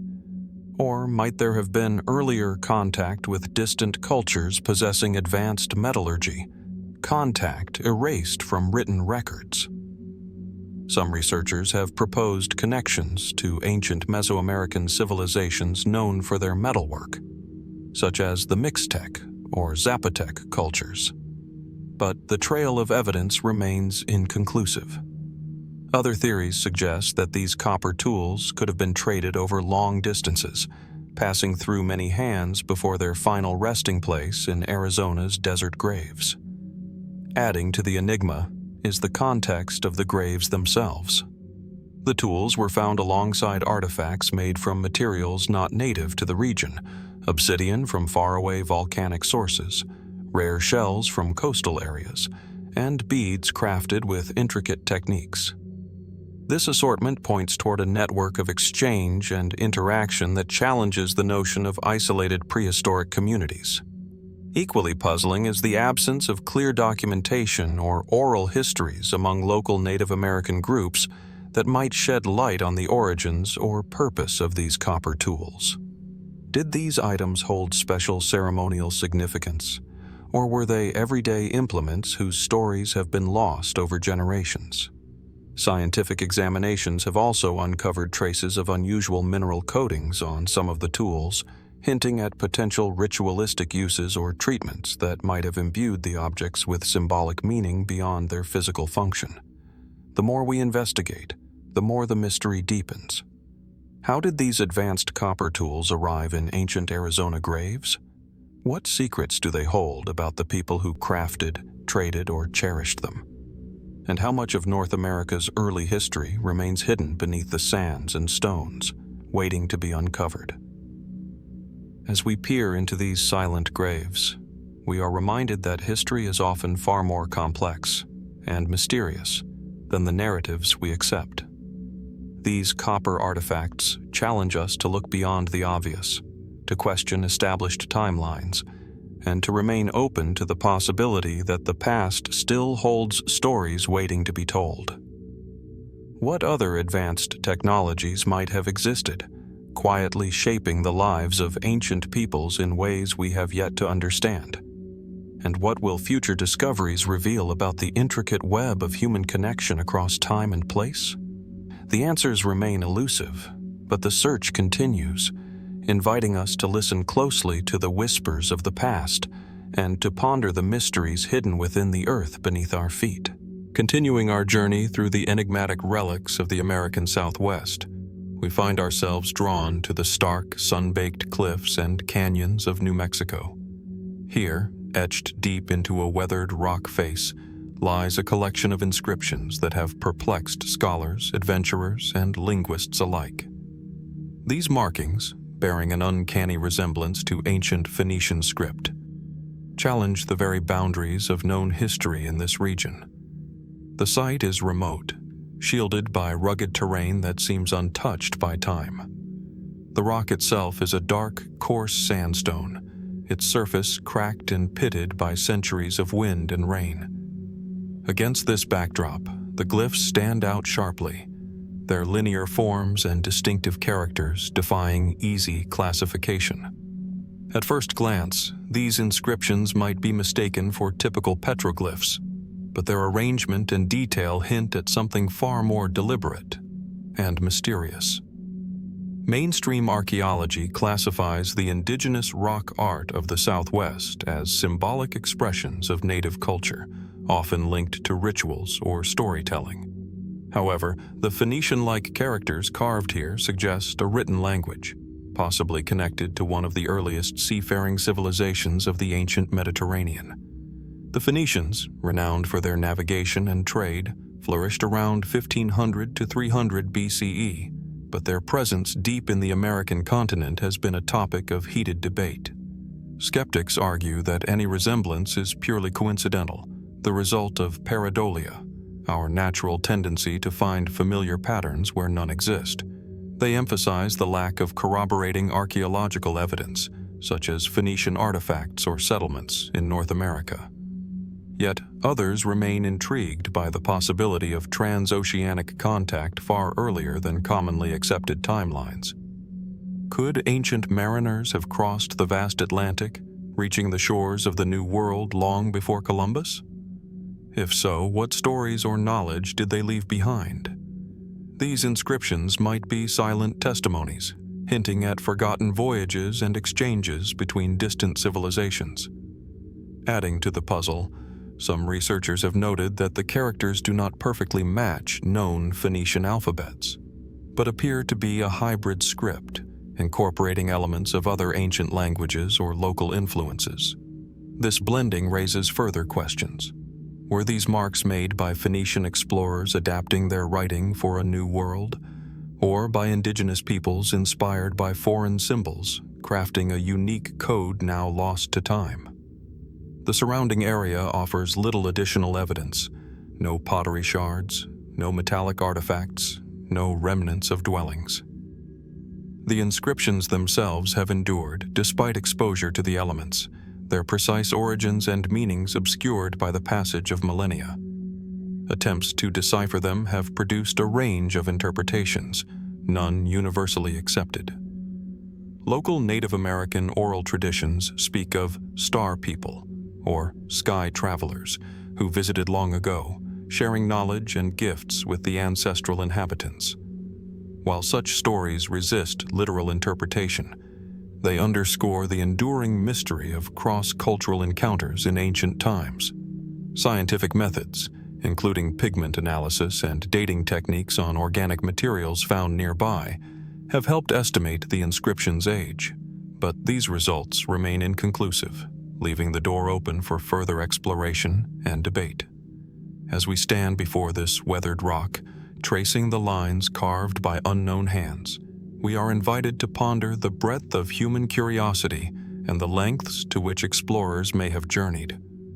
What truths lie encoded in these enigmatic symbols? Are they relics of a lost chapter in history or echoes of imagination shaped by natural erosion? The Phoenician-like writing in New Mexico remains a silent enigma, a fragment of a story still waiting to be fully told. It beckons us to question, to investigate, and to wonder how much of the ancient world's reach remains hidden in plain sight. What other mysteries are etched into the stones of this land, waiting patiently for those willing to seek them out? The answers, like the script itself, remain just beyond our grasp. Flowing gently from the enigmatic inscriptions etched into New Mexico's ancient stones, we turn now toward the tranquil yet imposing landscape surrounding Lake Tahoe, where beneath dense forests and misty skies, a discovery was said to unsettle the very fabric of our understanding of the past. Nestled along the pristine shores of this vast alpine lake, framed by rugged mountains and whispering pines, lies a story both captivating and confounding: the unearthing of a giant humanoid skeleton. This remarkable find, reported sporadically through local lore and sparse historical accounts, describes skeletal remains far exceeding the size of any known human, suggesting a being of extraordinary stature. The Lake Tahoe region, long inhabited by the Washoe people and other indigenous groups, is steeped in rich cultural heritage and oral traditions. Yet, tales of enormous beings buried beneath the earth have often been dismissed as myth or legend. But what if there was more to these stories than folklore? The reported skeleton reportedly measured over 8 feet tall, with bones thick and robust, far larger than the average human frame. Descriptions mention a skull with unusual proportions, broad cheekbones, and a jawline that hinted at features both familiar and strange. Although few physical remains exist today, many lost to time, excavation, or secrecy, the records and witness accounts persist, inviting curiosity and skepticism alike. Archaeologists generally explain such claims as misidentified fossilized remains of prehistoric megafauna, or exaggerated tales born of misinterpretation. Human remains of large stature can sometimes be the result of medical conditions such as gigantism. Yet the size and specific characteristics described do not neatly fit into known categories. Some researchers speculate that these skeletons could be evidence of an ancient race of giants, hinted at in various indigenous myths and legends worldwide. Stories of the Nephilim in biblical texts, or the giants mentioned in Native American folklore, often speak of beings that walked the earth in a time before recorded history. Could these legends hold kernels of truth, preserved through generations and occasionally glimpsed through archaeological anomalies? More fringe theories suggest the remains might belong to an unknown species or a hybrid form, beings who coexisted with early humans, leaving behind fragments of their existence. Such ideas remain controversial and outside mainstream academic acceptance, yet they fuel fascination and debate. The context of the find deepens the mystery. Lake Tahoe sits in a region rich with ancient artifacts, petroglyphs, and burial sites. The area's geology and climate have preserved many traces of past civilizations, but the presence of such a colossal skeleton poses questions about the diversity and complexity of those ancient populations. Scientific inquiry has faced challenges in confirming the existence of giant humanoid remains here. Early discoveries often lacked proper documentation or were lost to private collectors. Modern excavations, constrained by legal protections and environmental concerns, have yet to yield conclusive evidence. This scarcity of verifiable data keeps the story in the realm of speculation, but also preserves its allure. What if our understanding of human history and prehistory is incomplete? Could there have been extraordinary beings walking these lands long ago, whose traces were obscured by time, neglect, or deliberate concealment? The lake's still waters reflect more than just the surrounding peaks. They mirror mysteries beneath the surface, waiting to be uncovered. As we consider the legend of the giant humanoid skeleton near Lake Tahoe, we confront a fundamental question. How do we separate myth from reality when both are entwined in the fabric of history? And what might future discoveries reveal about the true nature of the past, hidden in the earth beneath our feet, whispered through ancient stories, and glimpsed only in fleeting shadows? The giant's bones may be lost to us now, but the mystery remains, a silent invitation to look deeper, question more, and imagine the possibilities lurking just beyond our current understanding. Flowing from the mysteries hinted at by the giant humanoid skeletons near Lake Tahoe, we now turn eastward to the ancient city of Cahokia, nestled near the confluence of the Mississippi and Missouri rivers in what is now Illinois. Here, hidden beneath dense woods and sprawling fields, lie the remnants of one of North America's most enigmatic pre-Columbian sites, the Cahokia Woodhenges. These woodhenges are a series of massive circular timber structures formed by rows of upright wooden posts arranged in precise patterns. Imagine walking through a grove of towering poles, their shadows stretching long and deliberate across the earth. The largest of these circles once held upwards of 48 posts, spaced carefully to mark the changing positions of the sun throughout the year. Archaeologists believe these woodhenges functioned as solar calendars or observatories, helping the ancient Mississippian people track the cycles of the sun and seasons with remarkable accuracy. Their alignments correspond closely with solstices and equinoxes, suggesting a sophisticated understanding of astronomy that challenges previous assumptions about the technological and scientific capabilities of this civilization. But the Cahokia Woodhenges hold mysteries beyond their impressive precision. The sheer scale of these structures and their integration within the larger cityscape, a complex of mounds, plazas, and ceremonial centers, indicate a society deeply attuned to cosmic rhythms and spiritual symbolism. What rituals were performed here?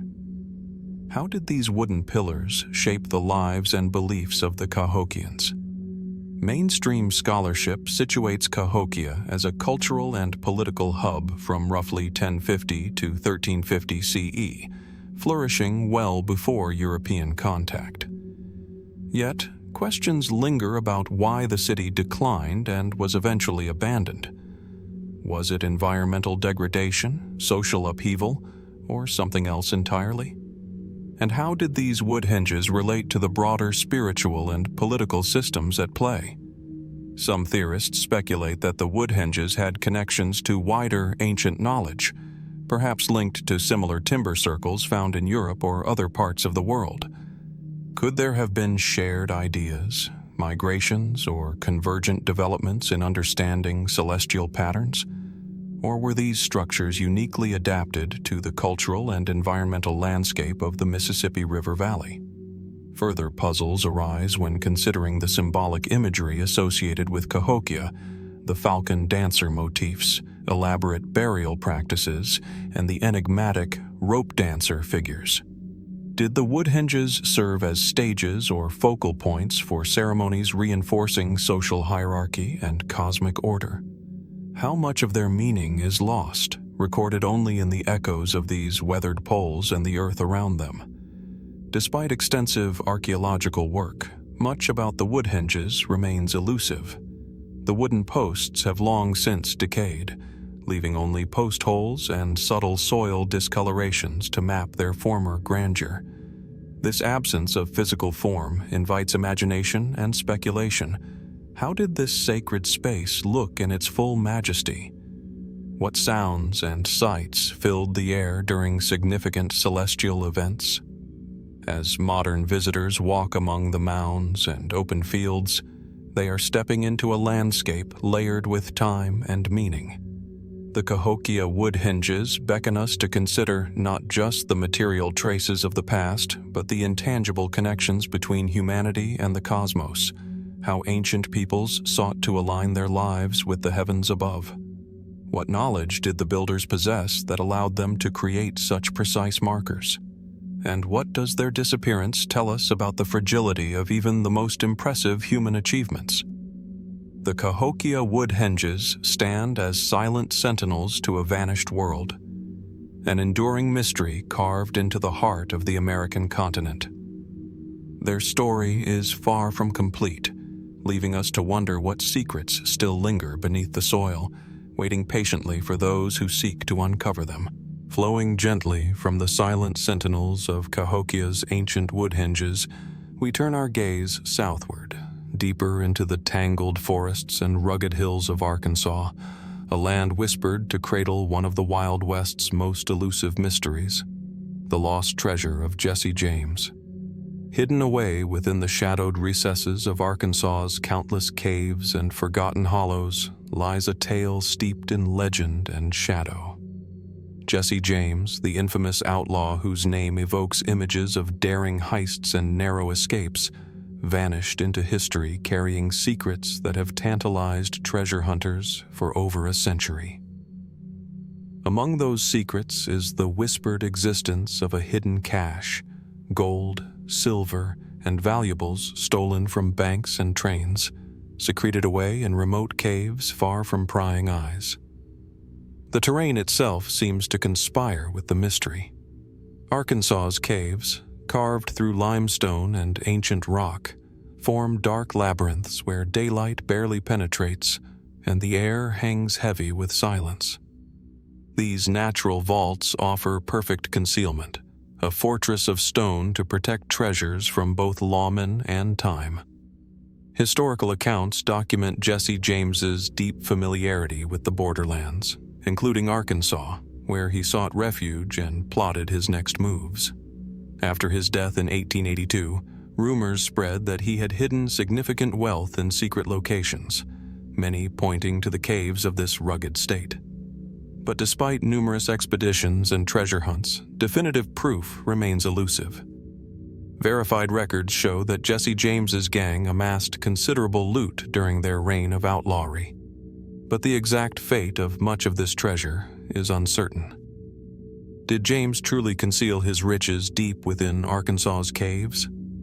Or were these stories born of folklore, amplified by the mystique surrounding the legendary figure? Some historians suggest that Jesse's treasure might never have existed in a single, hoardable pile. Instead, the stolen goods could have been spent, traded, or lost over time, scattering clues across a wider landscape. Yet, local legends persist, often fueled by unexplained markings on cave walls, cryptic maps, or oral histories passed down through generations. Explorers have reported strange symbols etched near cave entrances, some resembling coded messages or warnings, others appearing as crude markings whose meanings are lost to time. Could these signs have been left by James or his associates, guiding only the initiated to their hidden spoils? Or are they natural formations and later graffiti misinterpreted by hopeful seekers? More speculative theories propose that the treasure might be linked to secret societies or alliances Jesse James formed, perhaps involving Confederate sympathizers or other outlaw bands. Could the treasure's concealment be part of a larger network of hidden caches connected by cryptic symbols and secret routes winding through the wilderness? Archaeologists and spelunkers alike face challenges in investigating these caves. The terrain is often treacherous, the passages narrow and perilous. Many caves remain unexplored, their entrances obscured by vegetation or inaccessible due to natural blockages. The balance between preserving these fragile environments and the lure of uncovering lost history complicates any search.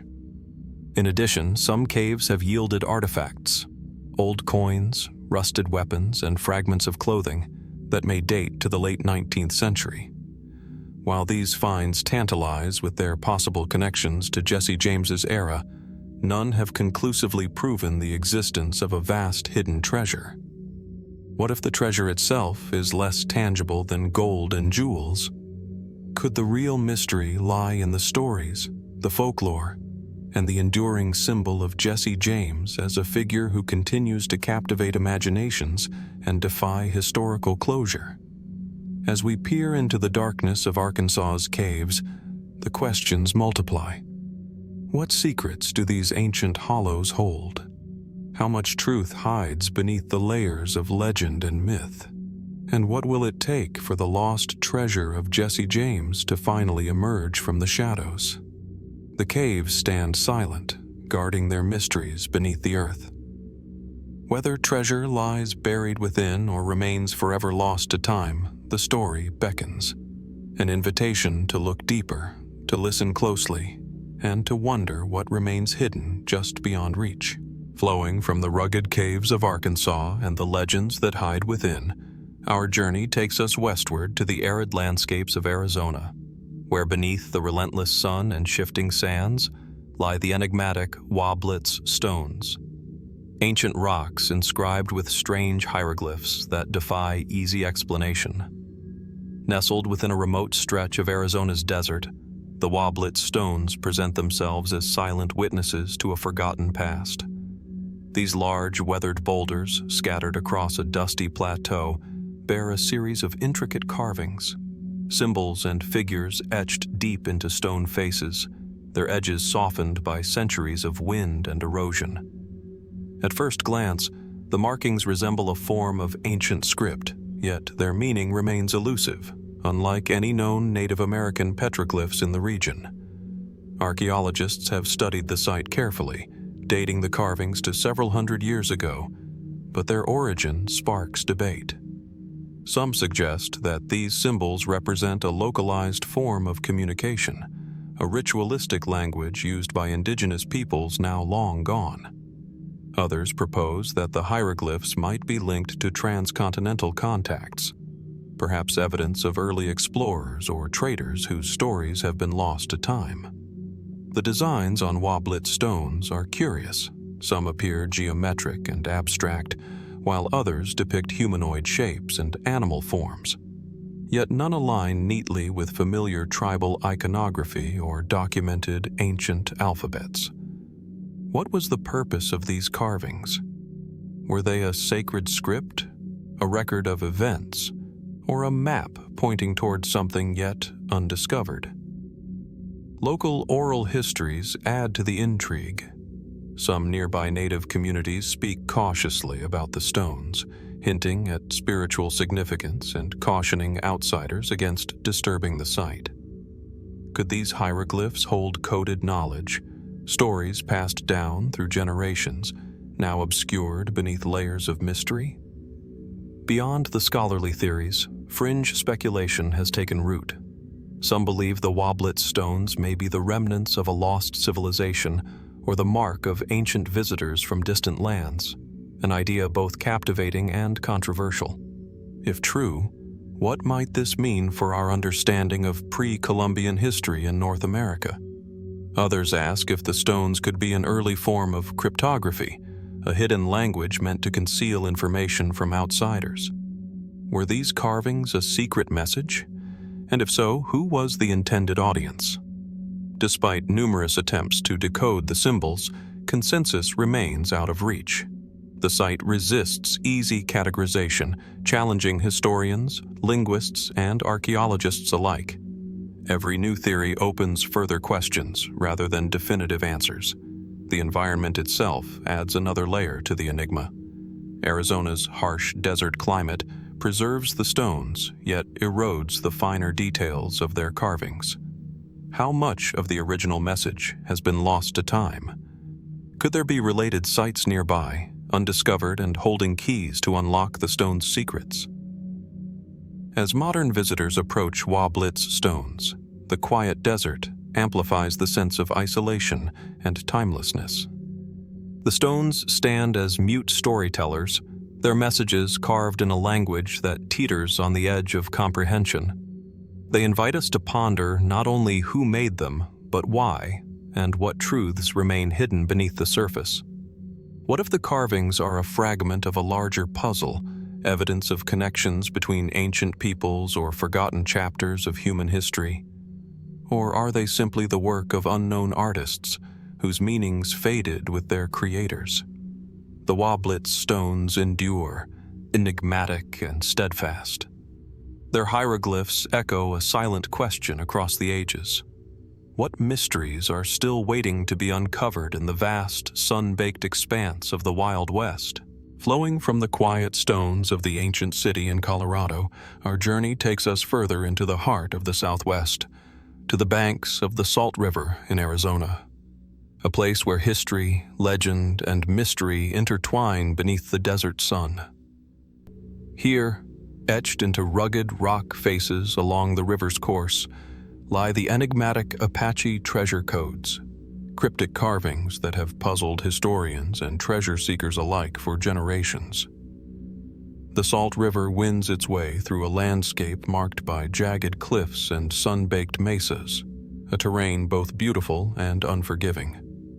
Along these rocky walls, weathered symbols and intricate patterns have been carved into the stone, some faint and nearly worn away, others sharp and distinct. These marks are not ordinary petroglyphs. They appear to be deliberate codes, carefully designed and placed, their meanings concealed beneath layers of time and silence. The Apache people, known for their deep connection to this land and their storied history of resilience, are believed to have left these carvings. Oral traditions speak of hidden caches of gold and valuables, treasures concealed during times of conflict and upheaval. Could these codes be a map or a guide, etched into stone to protect secrets from outsiders? Or do they hold a different purpose, perhaps spiritual or ceremonial, known only to those within the tribe? Scholars have analyzed the carvings extensively, comparing them to known Apache symbols and broader Native American iconography. While some elements correspond with traditional motifs, depicting animals, natural elements, or tribal symbols, other parts resist easy classification. The arrangement and repetition of certain shapes suggest a coded language, yet no definitive key has ever been found. Intriguingly, the placement of these carvings often aligns with natural landmarks, unusual rock formations, hidden caves, or vantage points overlooking the river. This intentional positioning adds another layer of mystery. Were these marks meant to be seen only by those who knew where to look? Were they a silent guide through treacherous terrain or a warning to intruders? Speculation abounds. Some historians argue these codes may mark the locations of hidden Apache treasures, gold, weapons, or sacred artifacts, buried during periods of retreat from encroaching settlers or hostile forces. This theory has fueled countless treasure hunts, though none have yielded definitive finds. Others suggest the carvings may represent a form of storytelling, a visual chronicle of Apache history encoded in stone, lost to modern understanding. More fringe theories propose that these codes contain astronomical or calendrical information, encoding knowledge about seasonal cycles or celestial events vital to Apache survival. Could these marks be a sophisticated form of communication, blending practical guidance with spiritual significance? Local lore adds to the enigma. Stories tell of those who attempted to decipher the codes or follow their implied paths, treasure hunters who vanished or returned empty-handed, and elders who warn against disturbing the sacred sites. What truth lies in these warnings? Are the carvings a protective measure, designed to keep sacred knowledge safe from exploitation? The natural environment itself both preserves and obscures the carvings. The harsh Arizona climate weathers the stone, slowly erasing details, while vegetation sometimes hides parts of the inscriptions from casual view. How much of the original message has been lost or remains hidden, waiting to be rediscovered? As we contemplate these silent marks along the Salt River, we are drawn into a timeless dialogue between the land, its original guardians, and those who seek to understand. The Apache treasure codes challenge us to look beyond the surface, to consider not only what was left behind, but why, and how much remains beyond our grasp. What secrets do these coded stones still guard? Are they remnants of lost riches, sacred knowledge, or simply echoes of a culture's enduring spirit? The answers remain elusive, inviting us to ponder the depths of mystery woven into the very fabric of the Wild West. Flowing from the enigmatic carvings along the Salt River, our journey now takes us eastward to the winding waters of the San Miguel River, a place shrouded in legend and whispered warnings, the site of what is known locally as the cursed gold of the San Miguel. The San Miguel River cuts through rugged canyons and dense forests, its waters gleaming under the sun as they snake through the remote wilderness of Colorado. The landscape is at once breathtaking and foreboding, a natural world seemingly untouched yet charged with the weight of stories passed down through generations.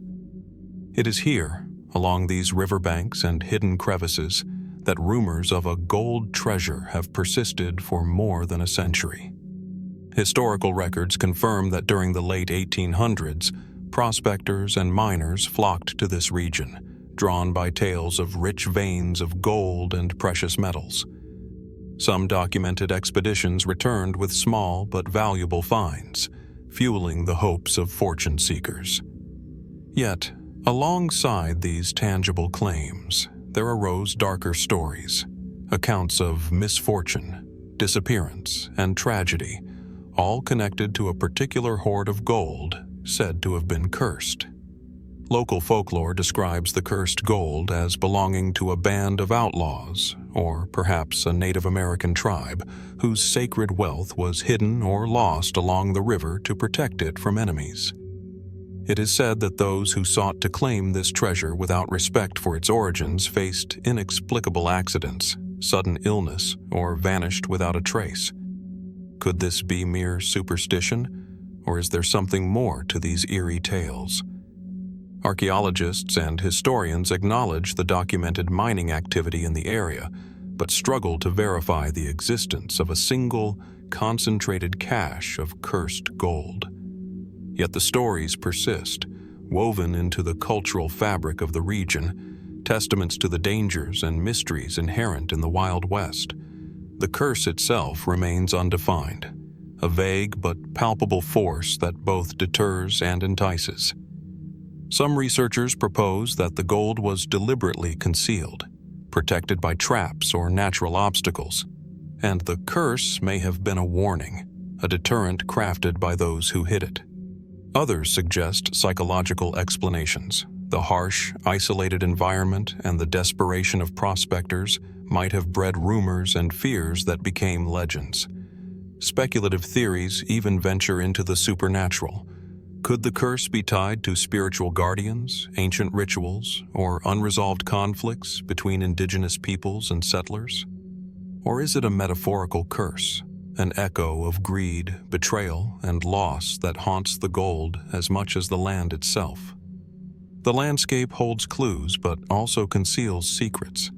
Hidden caves, abandoned mine shafts, and obscure trails crisscross the San Miguel's surroundings. Explorers who have ventured deep report an uncanny stillness and a sense of being watched. How much of the terrain's natural peril has been interpreted as a curse, and how much remains genuinely unexplained? Modern treasure hunters continue to seek the gold, drawn by history and mystery alike, yet no definitive discovery has surfaced. The river's currents wash over countless stories, some fading, some growing more vivid in retelling. What truths lie buried beneath the soil and sediment? As we consider the legend of the cursed gold of the San Miguel River, we are reminded that in the Wild West, the line between fact and folklore is often blurred. The river's gleaming waters carry both the promise of riches and the shadow of unknown dangers. What remains hidden along the San Miguel's course? Is the curse a cautionary tale, a spiritual reality, or a historical puzzle still waiting to be solved? The river flows onward, silent and mysterious, keeping its secrets close, inviting us to wonder what treasures and truths might still lie beneath its depths. Continuing our exploration of the hidden enigmas scattered across the vast landscapes of the Wild West, we now turn our attention to a remote and rugged region in southern New Mexico, the Tularosa Basin. Here, carved into ancient rocks weathered by centuries of sun, wind, and rain, lies a mysterious script that has defied interpretation and challenged experts for decades. The Tularosa Basin is a place of stark contrasts, broad desert plains bordered by jagged mountain ranges where the silence of the land feels almost sacred. It is in these quiet spaces that visitors stumble upon strange markings etched deep into sandstone cliffs and boulders. Unlike the familiar petroglyphs common to the region, these inscriptions are composed of angular shapes, unfamiliar symbols, and enigmatic lines. An unknown script that does not match any known Native American, Spanish colonial, or later settler writing systems. Archaeologists first documented these carvings in the mid-20th century during surveys of prehistoric sites, but initial attempts to classify them fell short. The markings do not fit the standard catalog of Southwest rock art, which is rich in animal figures, geometric patterns, and cultural symbols. Instead, these inscriptions suggest a complex system of communication, one that has not yet been deciphered or linked definitively to any known language. Historical records indicate that the Tularosa Basin has been inhabited for thousands of years by diverse groups. The Jornada Mogollon culture, Apache tribes, Spanish explorers, and others, each leaving their mark on the landscape. Yet none of these groups are known to have used a script resembling the Tularosa carvings. Could this script predate them all, belonging to an even older, lost culture? Or might it be a code, a ritual language, or a message left by travelers or outsiders whose story has since vanished? Some researchers speculate that the script could be related to ancient trade routes crossing the region, hinting at contact with distant peoples.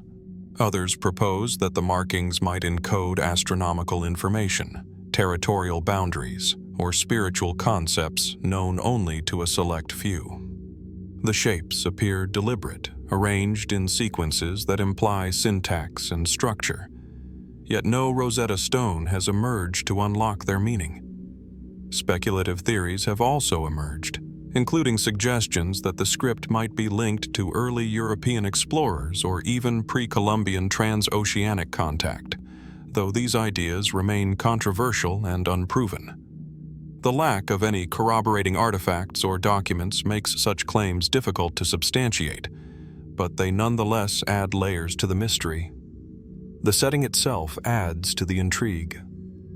The rocks bearing these carvings stand at sites with commanding views of the basin, near springs or natural water sources, places of survival and significance in this arid environment. Could the script have been intended for specific audiences, visible only at certain angles or times of day? Was it meant to mark sacred ground, convey warnings, or record events lost to history? Local indigenous communities regard the area with reverence, often cautioning against disturbing the carvings.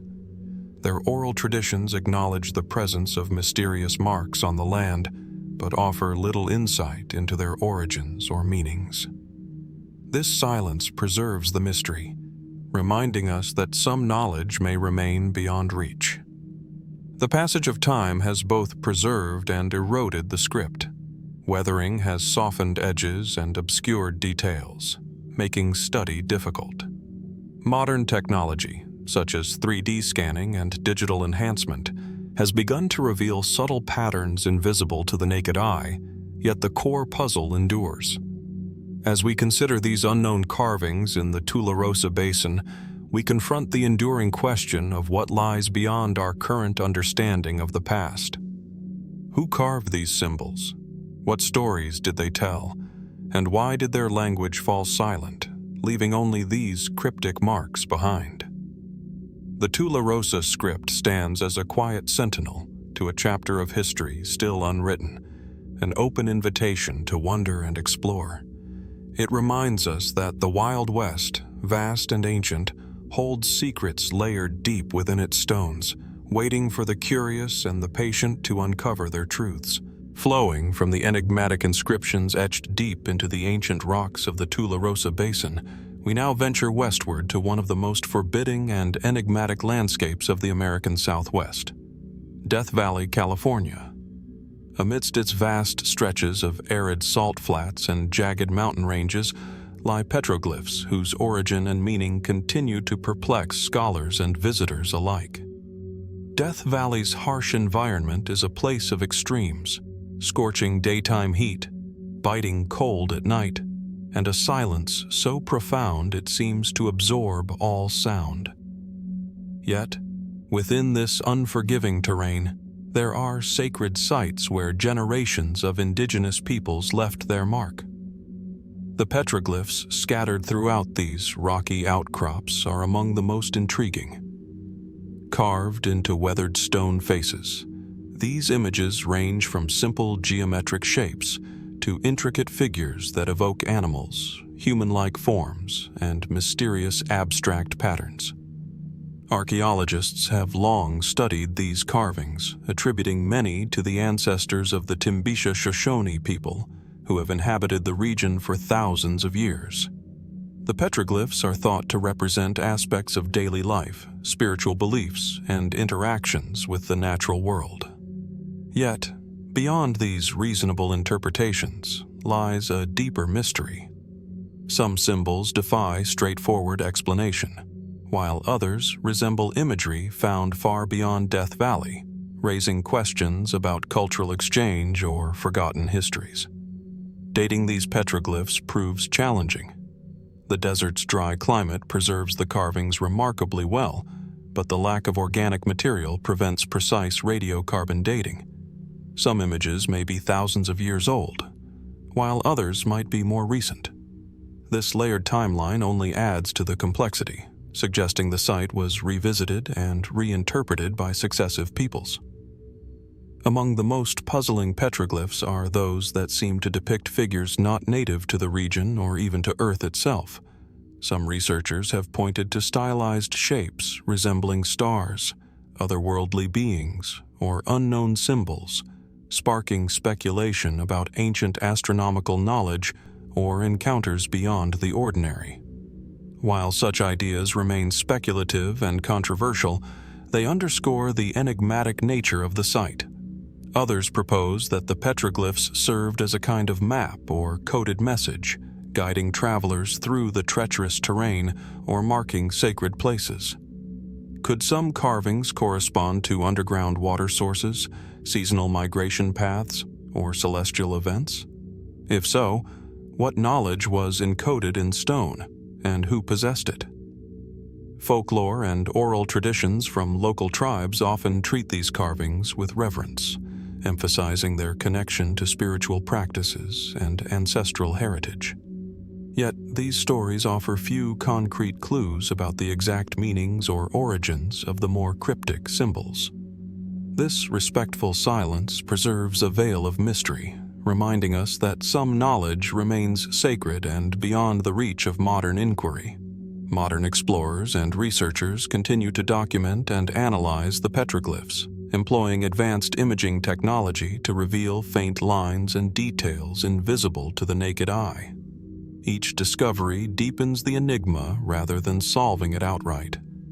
As we reflect on the mysterious petroglyphs of Death Valley, we confront a landscape that is both desolate and alive with history. These carved stones whisper of human presence, stretching back millennia, of hands that shaped meaning from rock and stories that have faded with time. What secrets do these ancient markings conceal? Are they messages to us, echoes of lost civilizations, or symbols whose meanings have been forever obscured by the passage of ages? The petroglyphs stand silent, enduring sentinels in a vast desert, inviting us to wonder what still lies hidden beneath the surface of the Wild West's most haunting terrain. Following the silent messages etched into stone across the vast deserts and mountains of the Wild West, our journey now leads us beneath the surface, deep into the heart of Nevada's ancient mining sites.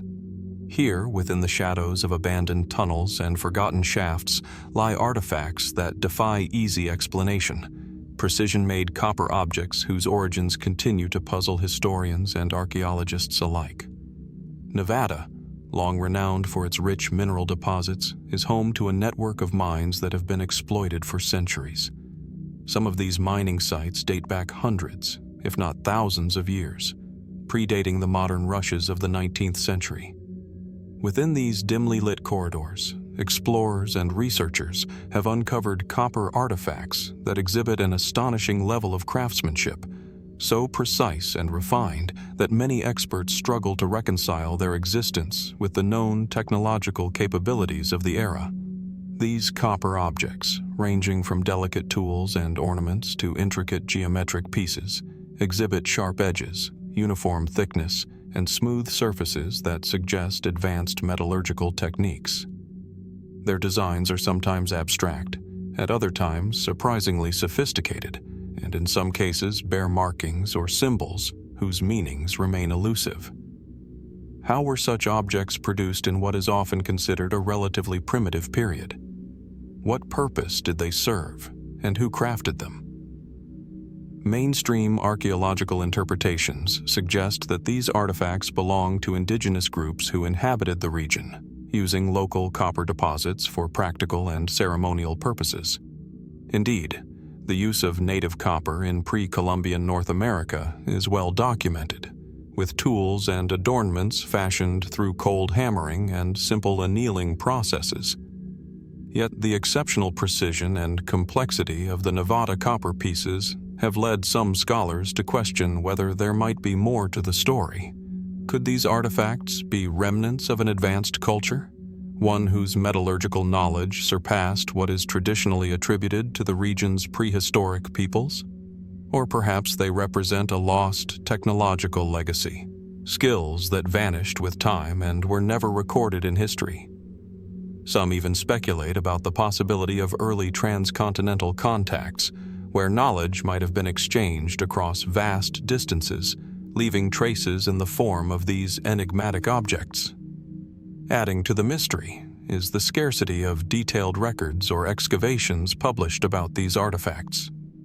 Many remain in private collections or poorly documented archives, limiting broader study and peer review. What we know comes from a handful of reports, museum exhibits, and eyewitness accounts that describe tools that seem almost machine-made, their precision baffling given the hand-forged methods supposedly available at the time. The mines themselves tell a story of hardship and ambition. Dark tunnels carved through unforgiving rock, often without the aid of modern technology. If such advanced copper objects were produced or found here, what does it say about the miners or cultures who worked these veins? Were these artifacts utilitarian, ceremonial, or possibly symbolic, perhaps representing status or esoteric knowledge? Technological analysis has revealed the copper is remarkably pure, sometimes alloyed with trace elements that hint at sophisticated refining methods. This further complicates the picture, raising questions about the sources of the raw material and the skills required to manipulate it so precisely. Did these communities possess lost techniques of metallurgy that rivaled or exceeded those of better-known civilizations? As we consider these objects, we also ponder the larger context of mining and metallurgy in the ancient Americas. Copper has been essential to many cultures, but the level of precision found in these Nevada artifacts challenges assumptions about the technological evolution of the region. Could we be witnessing evidence of a forgotten chapter in North America's metallurgical history? Hidden deep within the earth and obscured by the passage of time, the precision-made copper artifacts of Nevada's old mines remain a silent enigma. They invite us to reconsider what we know about ancient craftsmanship, technology, and cultural exchange in the Wild West. What other secrets might be buried beneath the surface, waiting to reshape our understanding of history? As we move forward, the question lingers: how much of the past lies hidden beneath layers of rock and dust, awaiting discovery? And who were the hands that shaped these mysterious copper creations? The Columbia River flows slow and wide through the high desert of southeastern Washington state, its surface calm, its depth unknowable. On certain days, the sun hangs low and golden over the sagebrush hills, casting long shadows across the gravel bars that jut out like fingers into the ancient waterway. It was along one of these fingers, just below the now quiet city of Kennewick, that a moment of coincidence would unlock one of North America's most enduring archaeological enigmas. July 28, 1996. A pair of spectators at a hydroplane boat race decided to wade into the shallows of the Columbia River to cool off. As one of them walked into the current, his foot struck something hard, something he at first mistook for a rock. It was not a rock. It was a human skull. Authorities were notified. Soon after, archaeologist James Chatters arrived at the scene. He expected to find the remains of a modern crime victim. Instead, what he found, and what he would later piece together, was a nearly complete human skeleton, preserved for thousands of years beneath layers of silt and time. The bones were unlike any he'd seen before, robust, long-limbed.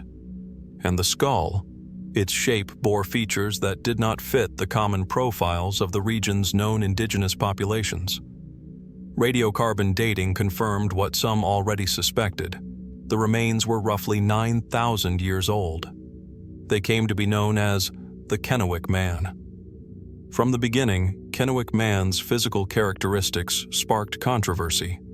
His skull shape, some researchers argued, showed traits more commonly associated with peoples from Northeast Asia, or even controversially Europe, than with the ancestors of modern Native American tribes.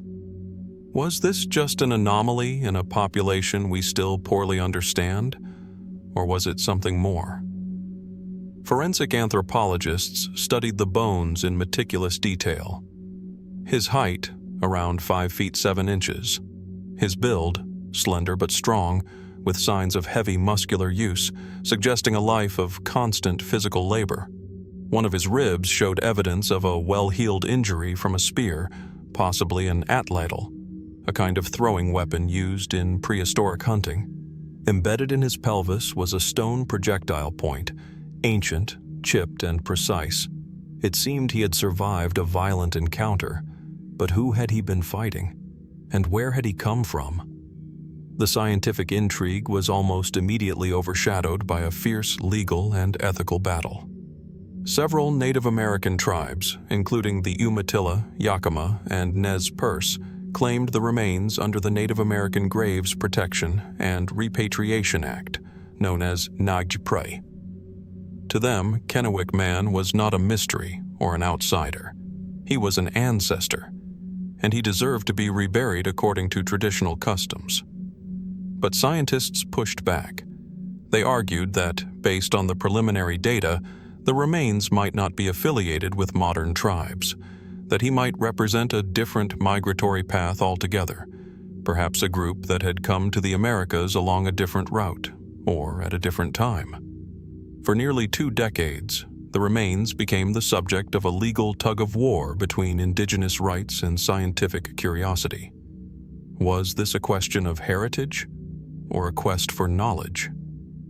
In 2015, a breakthrough. Using newly refined techniques in ancient DNA analysis, researchers extracted genetic material from the remains. The results were illuminating. Kennewick Man, despite his unusual physical features, was most closely related to modern Native American populations, particularly those in the Pacific Northwest. The findings challenged earlier assumptions. What appeared to be a European or Caucasoid skull was, in fact, misleading. A reminder that our classifications of race and morphology do not always map cleanly onto genetic ancestry. The legal battle came to an end. In 2017, under the guidance of the tribes who had fought for his return, Kennewick Man, whom they called the Ancient One, was reburied in a secret location along the Columbia River. And so, one chapter closed. But not all questions were answered. Who were the people who first came to this land? And how did they get here? The mainstream consensus holds that humans first entered North America via the Bering Land Bridge during the last ice age, crossing from Siberia into Alaska some 13,000 years ago.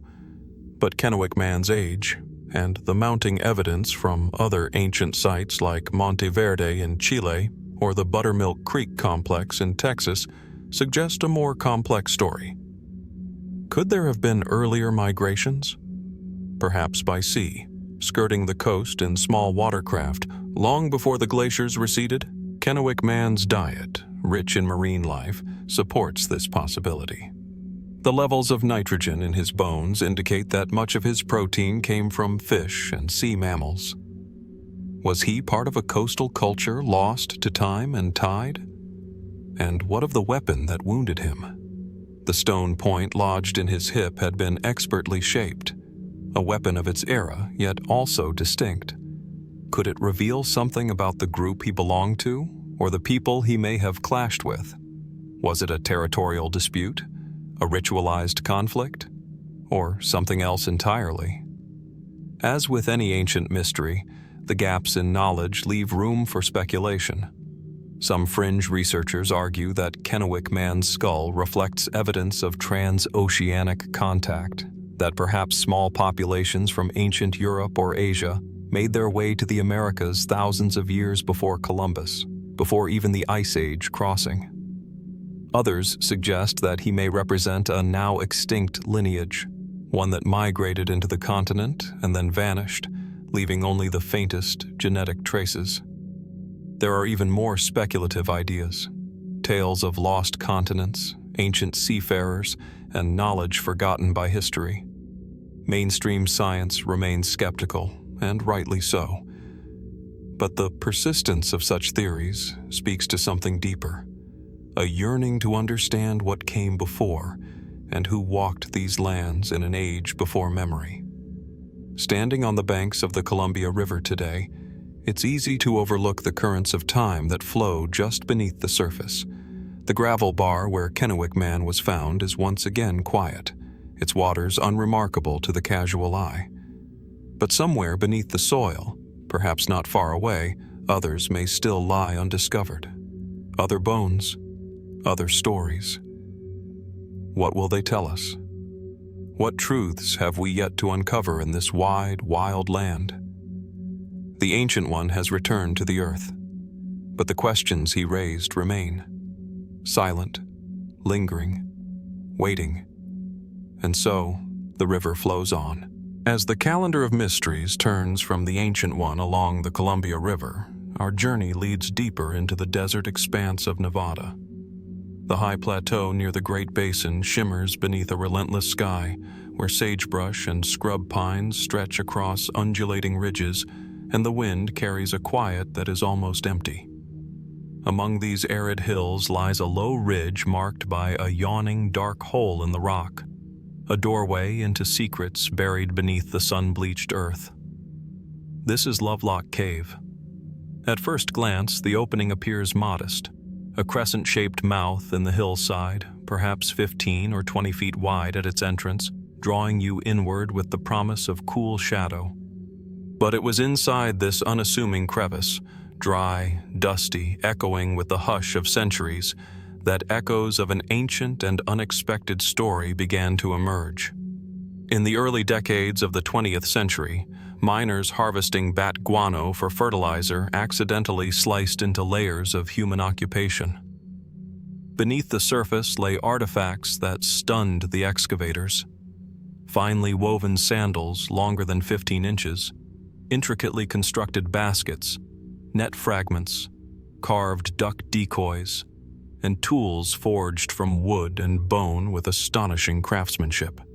These yielded a record of sustained human presence spanning over 4,000 years. The University of California's formal excavations between 1912 and 1924 retrieved more than 10,000 items, cementing Lovelock Cave's importance to archaeologists studying the Paiute and other indigenous cultures of the region. And yet, amid this repository of material culture, other elements hinted at something more unsettling, more extraordinary. Reports circulated, some scholarly, others hearsay, of unusually large skeletal remains. Skeletons said to exceed 7 feet in height, skulls described as massive, and hair described in early accounts as bright red, still clinging to ancient bone. These details bore a striking resemblance to Paiute oral traditions of the Siteka, a legendary race of red-haired giants thought to have once inhabited the area, warring with the ancestors of the Paiute until they were overcome and burned en masse within the cave. These were not isolated remarks, but part of the narrative that local tribal cultures had passed down across generations. And when the excavations revealed sandals too large for the average human foot, measuring 15 1/4 inches, it seemed to some as if physical evidence might mirror myth. Yet, many of these claims remain uncertain. The official osteological reports record recovered human remains at heights just above average, closer to 6 feet than 7.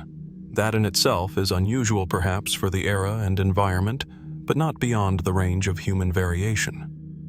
Hair, when preserved in dry cave conditions, can change color over time, sometimes turning shades of orange or red that might surprise later observers. The perishable artifacts like sandals and baskets hold their intrigue, but cannot conclusively prove the existence of giants, only suggest that individuals of surprising size may have once walked these tunnels. Modern archaeology tends toward cautious interpretation. The red-haired skeletons and oversized shoes are often attributed to exaggerations in early press reports or misinterpretations by less experienced diggers. Over time, details can be amplified, voices become legends, dimensions grow in retelling, and context dissolves. Skeptics argue that once a narrative takes hold that giants existed in Lovelock Cave, confirmation bias shapes everything afterward. So where lies the truth? Or at least the most likely version of it? The Paiute named their legendary foes the Sai-Te-Ka, described in stories as tall, pale, and formidable. They spoke of a battle that lasted generations, culminating in the Sai-Te-Ka's fiery end within that very cave. These stories serve as oral history, carrying cultural memory across centuries, long before any formal archaeology arrived.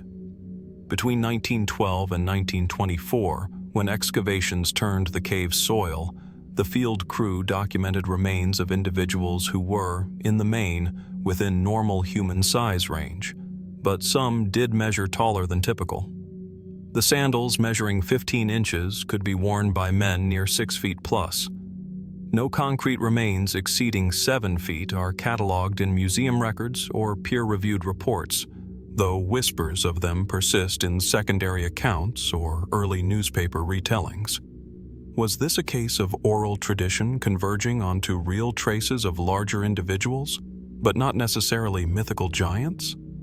Or was there an unknown population, taller and perhaps distinct, that simply didn't leave a lasting genetic footprint? Some fringe researchers propose that the cave once sheltered outsiders, possibly migrants from unknown or lost civilizations, outsiders in both culture and physical presence. Others have suggested sensational scenarios, that Smithsonian experts quietly removed oversized skeletons to avoid public controversy. But no verifiable documentation supports this claim.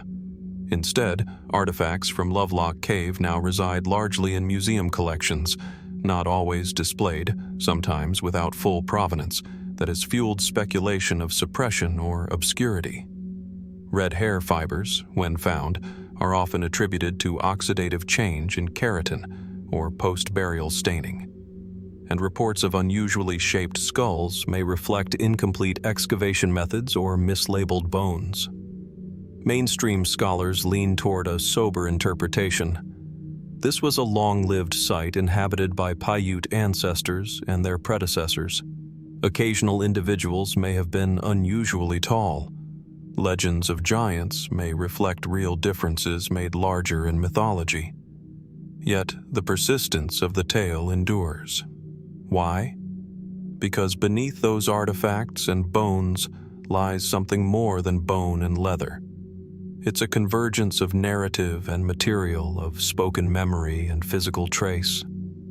The cave itself remains undisturbed, silent, and dark.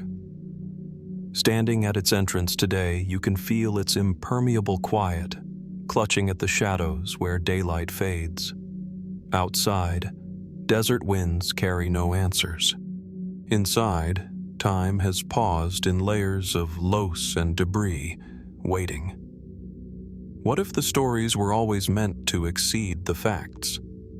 What if giant sandals belonged not to mythical beings, but to tall hunters gripped by cultural anxiety and mythic symbolism? And what if those myths preserved deeper truths about identity, presence, and fear? Our investigation moves from observation to speculation, but never toward certainty. We do not dismiss the possibility that Lovelock Cave held something unusual, some individuals different enough in size or appearance to inspire stories that echo today. Nor do we insist that giants walked the Great Basin as literal beings. The truth may lie somewhere in between. Larger than average individuals whose traces, when filtered through centuries of memory and retelling, became giants in legend. And yet, the resonance of those legends, combined with the physical artifacts still buried, suggests there may remain fragments of story untouched by science. So we stand at the mouth of the cave. The air is dry. The dust shimmers in slanted sunlight. Inside, the darkness holds its secrets close. Artifacts and bones rest in distant showcases, edited by time and curation, visible but veiled. What still lies beneath the cave floor, unexcavated, unexamined. Are there undiscovered bones of individuals whose proportions might challenge our expectations? Could there be chambers yet unexplored, sealed beneath centuries of sediment? Might there be objects lost to dust that could illuminate the story of the Site Ka, whether as mythic figures or misunderstood ancestors? The silence of Lovelock Cave is not emptiness. It is containment of memory, of potential discovery, and of questions that have yet to be answered. The wind outside plays across sandstone ridges, but the cave holds its breath. We walk away quietly, uncertain. The desert offers no retort. The story remains, and the question lingers. What truths still wait, somewhere between myth and material, beneath that dark, silent entrance? As we move from the hidden shadows of Lovelock Cave to the sweeping plateaus of the American Southwest, our path leads to another enigma, the smooth, spherical stones known as the Moqui Marbles. Unlike bones in caves or faded stories in soil, these curious orbs lie openly on the desert floor, silent, polished, inexplicable. In the arid landscape of southern Utah, below the sandstone cliffs of the Navajo Sandstone Formation, the ground is scattered with thousands of round, iron-clad spheres. They sit among desert scrub and wind-blown sand, some as small as marbles, others as large as grapefruits, some even basketball-sized. Rust-colored and glossy, their surfaces blend with the hues of the surrounding red rock, yet their shapes feel foreign to the wild, jagged terrain. What are these spheres? Geologically, they are often called Moqui Marbles or Moqui Balls, though no one is entirely sure where the name began. Mainstream geology identifies them as concretionary formations, centuries' worth of minerals precipitating layer by layer around a nucleus, perhaps a leaf, bone fragment, or pebble. Over eons, groundwater rich in iron and manganese seeped through sedimentary layers, gradually cementing these round shapes in iron oxide and silica. In time, wind and erosion stripped away the softer sandstone, leaving the harder spheres scattered across the land. Concretions are not unusual, but these are remarkably precise, some perfectly spherical, others ovoid or disc-like. Their shiny, rust-colored patina glimmers under the sun. Some are hollow inside, with thin shells. Others are heavy and dense. At the surface, they are both banal and mystifying. Some Navajo elders refer to them as grandfather stones, and they have woven into local oral traditions for generations. According to certain stories, these spheres are hardened tears of the ancient people, born of grief and memory. Others describe them as supernatural guardians, each silently watching over the land. Scientists tend to remain grounded in the mineral explanation, documenting layered composition, internal structure, and formation conditions. Studies show perfect internal banding, indicative of concentric mineral precipitation. The iron oxide gives them their color, the silica adds luster. Radiometric dating of the surrounding layers places them in the Jurassic over 180 million years ago, a long period for mineral processes to take effect. Still, even mainstream researchers note how uncommon such uniform spherical concretions are, especially in such abundance.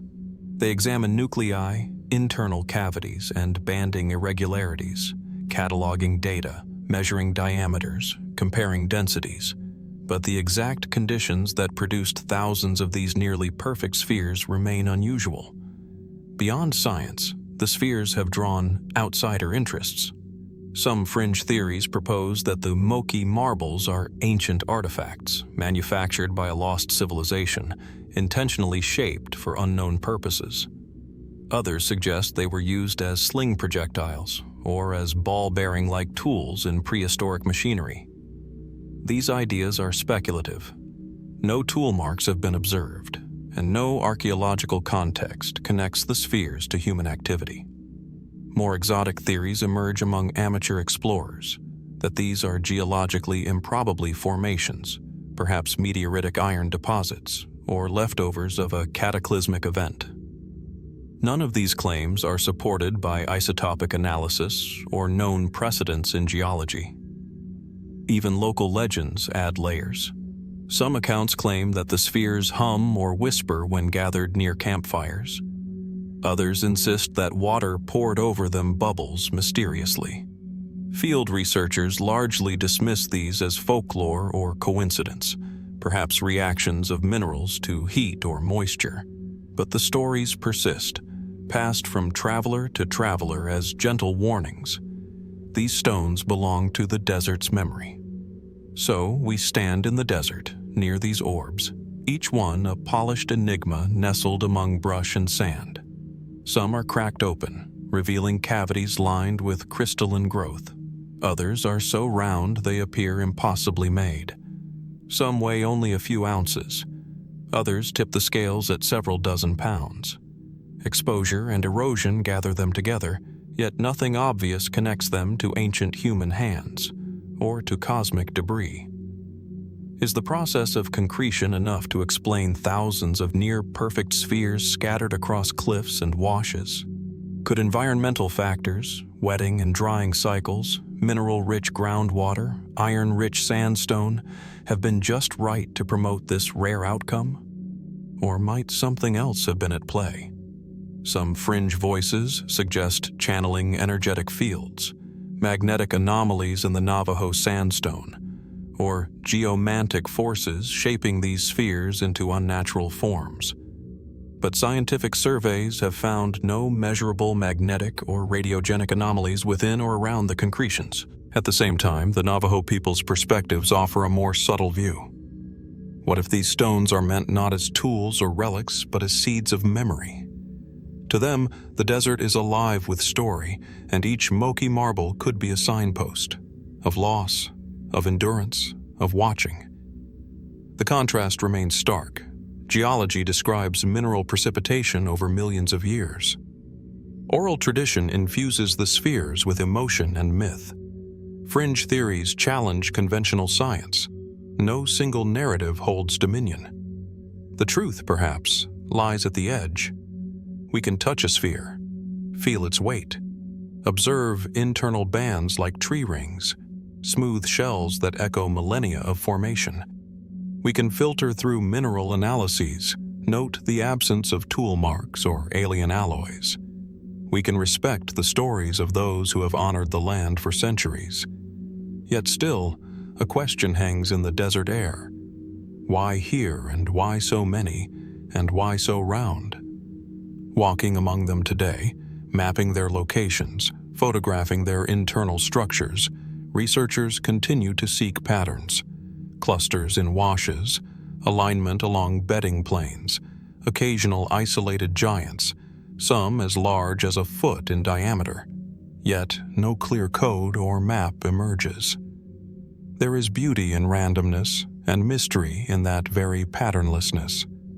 What purpose did these spheres serve? If they served none, why are they almost mathematically precise? If they were naturally formed, why are they concentrated in this particular formation and near certain cliff bases? Perhaps the desert carved structure from chance. Perhaps memory, layered with storytelling, turned ordinary stones into symbols. Or perhaps older forces, now nearly irrelevant, shaped them in forms we no longer understand. We leave the Moqui marbles lying across the sandstone slabs under open sky. Some sit half-buried in sand, others perched on ledges. The wind drifts between them, raising small clouds of dust. Sunlight gleams off rusty curves. What lies beneath? A cluster yet undiscovered, a pattern yet unseen, a myth yet unspoken. The stones remain sentinels, quiet, iridescent under shifting light, their origins half-remembered. And so we walk away again from the rust-colored spheres, desert stretching on. Still, the question remains, what invisible hand, geological, cultural, or unknown, spun these orbs into existence? As the arid landscapes and desert mysteries begin to fade behind us, our journey now leads northeast, to a place where ancient stones rise silently amid New England's dense forests, a site known as Mystery Hill, or more commonly, America's Stonehenge. Here, in Salem, New Hampshire, the heavy granite boulders stand scattered across a wooded ridge, their weathered surfaces etched by time, yet arranged with a deliberate precision that defies easy explanation. At first glance, the site might seem like just another relic of colonial New England, old stone walls, cellar holes, and farm foundations that tell a story of early settlers clearing land and making a home. But the arrangement of these massive stones suggests something far more complex. Some of the stones are monolithic, tall, upright slabs, each weighing several tons. Others lie flat, carved with mysterious cup marks or grooves that hint at ritualistic use. The entire formation appears to be carefully aligned to astronomical events. The rising sun at solstices and equinoxes casts its light through carefully positioned openings, illuminating specific stones in a way that echoes ancient megalithic sites around the world. Scholars and archaeologists have long debated the origins of Mystery Hill. Mainstream research generally dates the stone structures to the 18th century, the product of early European settlers and their agricultural practices. These early colonists cleared their fields by piling stones into walls and foundations, work that has left many traces across New England's landscape. Yet, Mystery Hill is different. The precision of some alignments, the size and shape of the stones, and the presence of carved symbols resist simple classification as farm debris. Adding layers to the enigma, radiocarbon dating and archaeological digs have uncovered artifacts and signs of human activity dating back thousands of years, long before the arrival of Europeans. Flint tools, pottery shards, and charcoal fragments hint at prolonged use by indigenous peoples. Yet no consensus exists on whether these ancient inhabitants were responsible for the massive stoneworks, or if they merely reused and repurposed an older site.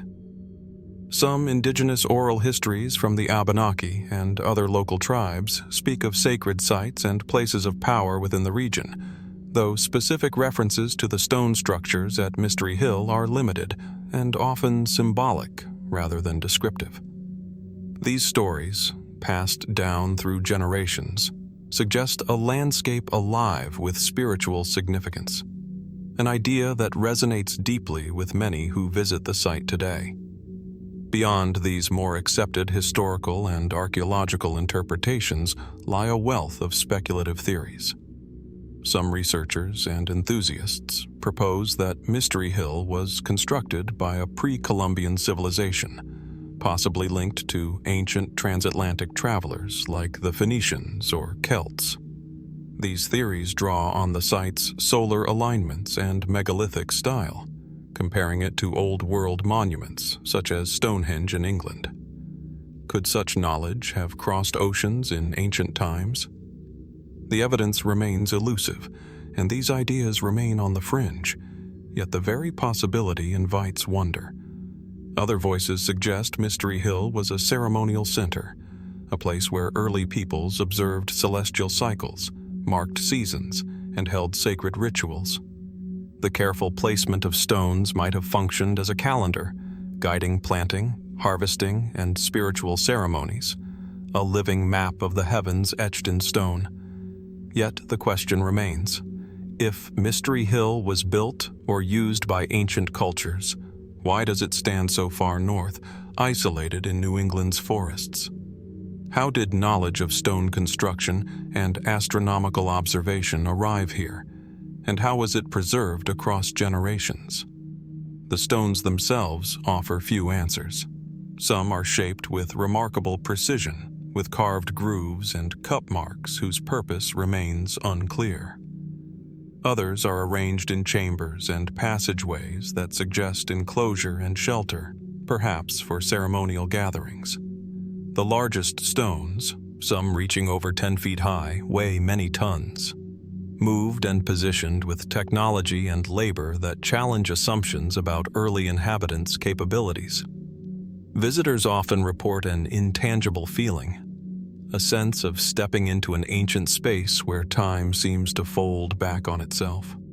The quiet of the forest, broken only by the rustle of leaves and distant bird calls, enhances the solemnity of the stones.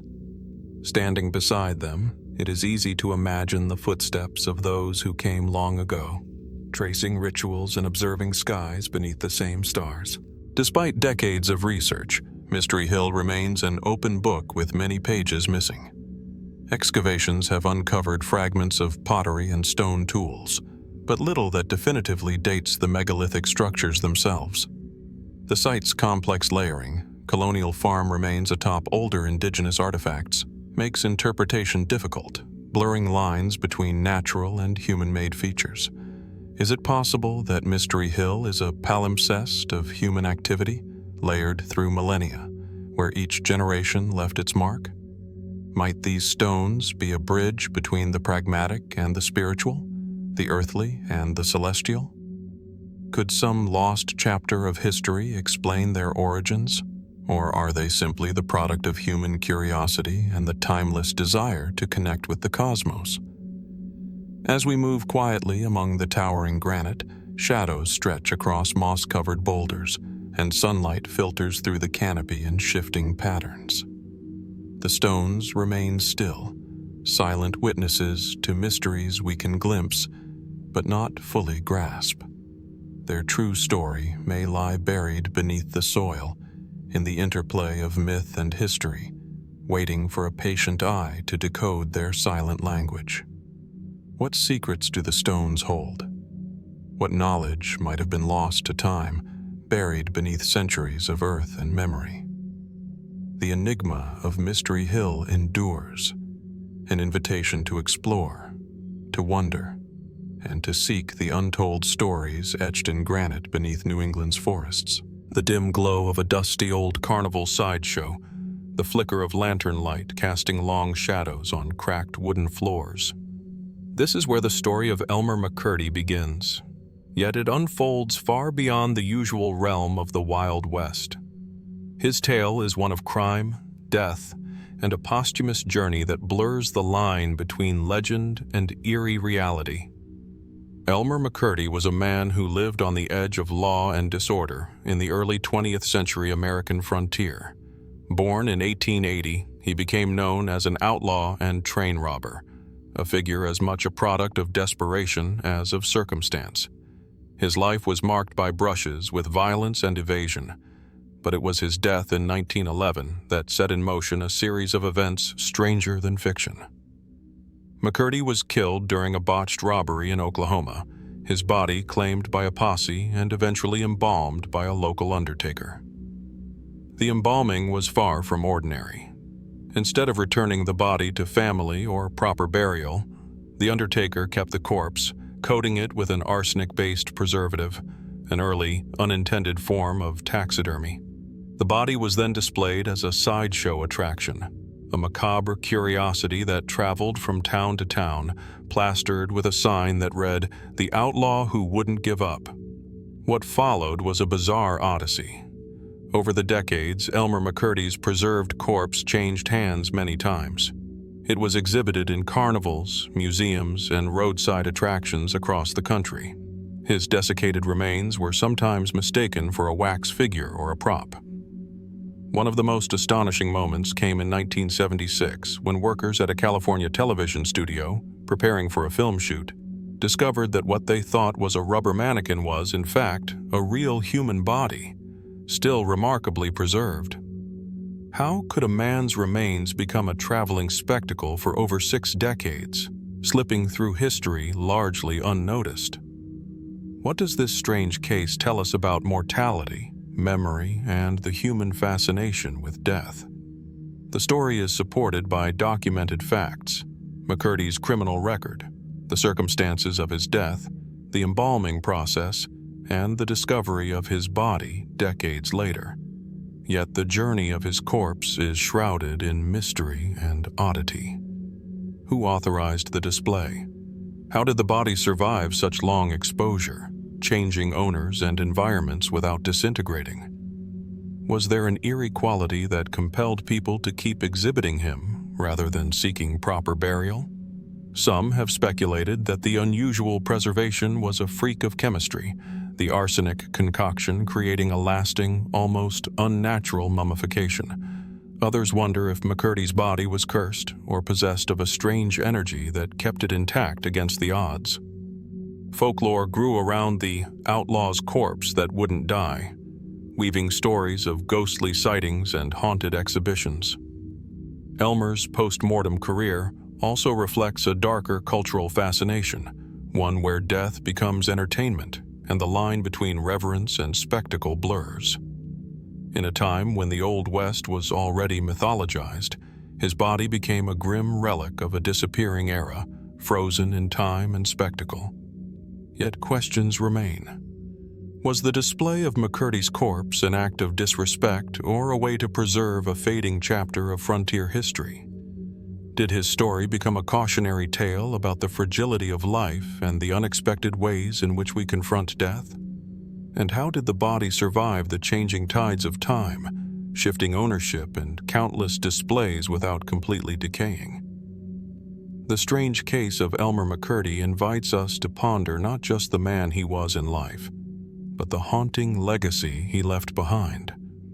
His preserved remains continue to challenge our understanding of mortality and memory, standing as a silent testament to a Wild West story that refused to end even in death.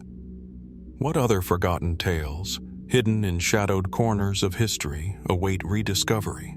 And how many more mysteries lie just beneath the surface of what we think we know? Somewhere in the parched valleys of New Mexico, among the mesquite and dust-choked arroyos, there are whispers, not of gunfire or vengeance, but of gold, buried, forgotten, or never there at all.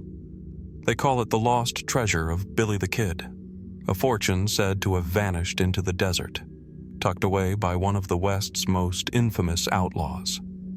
Some say it's nothing but a tale spun by desperate men and dime novelists.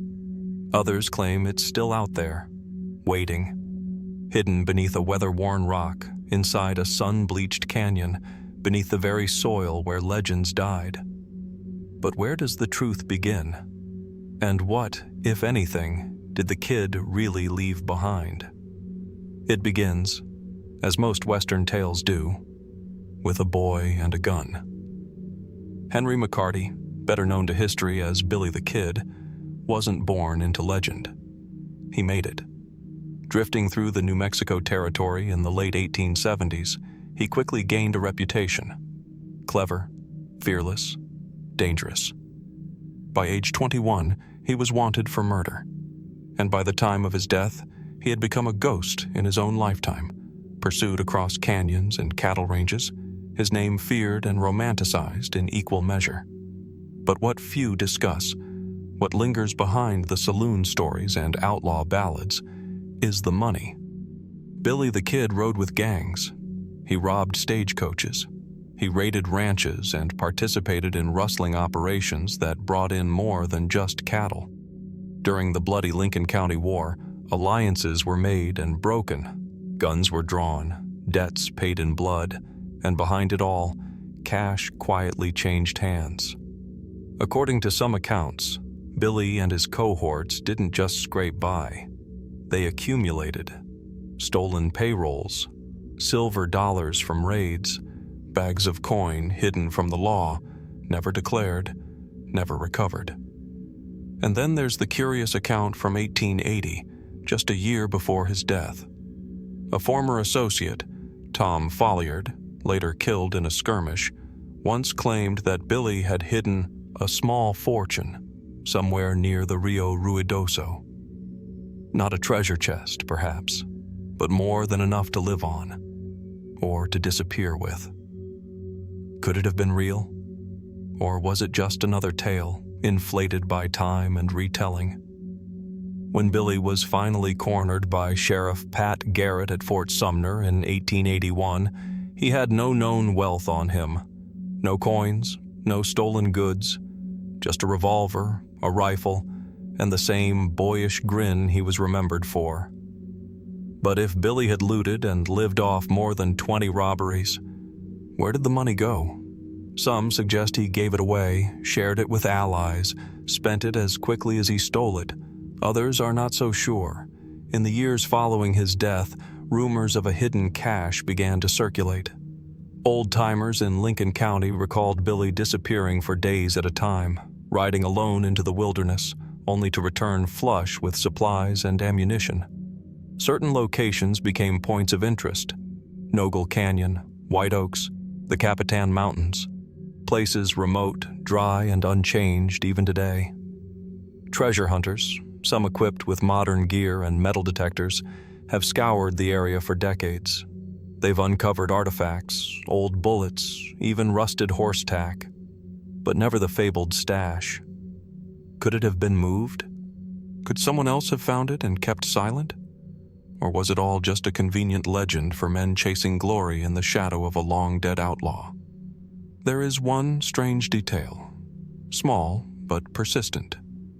In 1894, more than a decade after Billy's death, a prospector claimed to have discovered a sealed pouch buried beneath a stone outcropping near Roswell. Inside were several old coins, a piece of leather marked with the initials BM, and a Spanish-style spur. The story never made the newspapers. The man sold the coins and vanished. Was it evidence, or just coincidence? And then there's the stranger story still. In the early 20th century, several men came forward claiming Billy had not died in 1881, that Pat Garrett had faked the killing, and that the kid had lived on under assumed names. One such man, Brushy Bill Roberts, even petitioned for a pardon in 1950, insisting he was Billy himself. Brushy Bill died shortly after, but not before dropping cryptic hints about money still waiting where we left it. He never said more. Was it the rambling of an old man chasing fading fame, or a clue? In the silence that follows these stories, one can't help but wonder how much gold, silver, or blood-soaked currency flowed through the hands of young Henry McCurdy? And if he did stash something away, did he mean to return for it? Or was it left as a lifeline never used, buried under sand and memory, slowly folding into the myth of the Wild West? Perhaps somewhere, out past the reach of maps, a small pile of coins still rests beneath the roots of a gnarled juniper tree.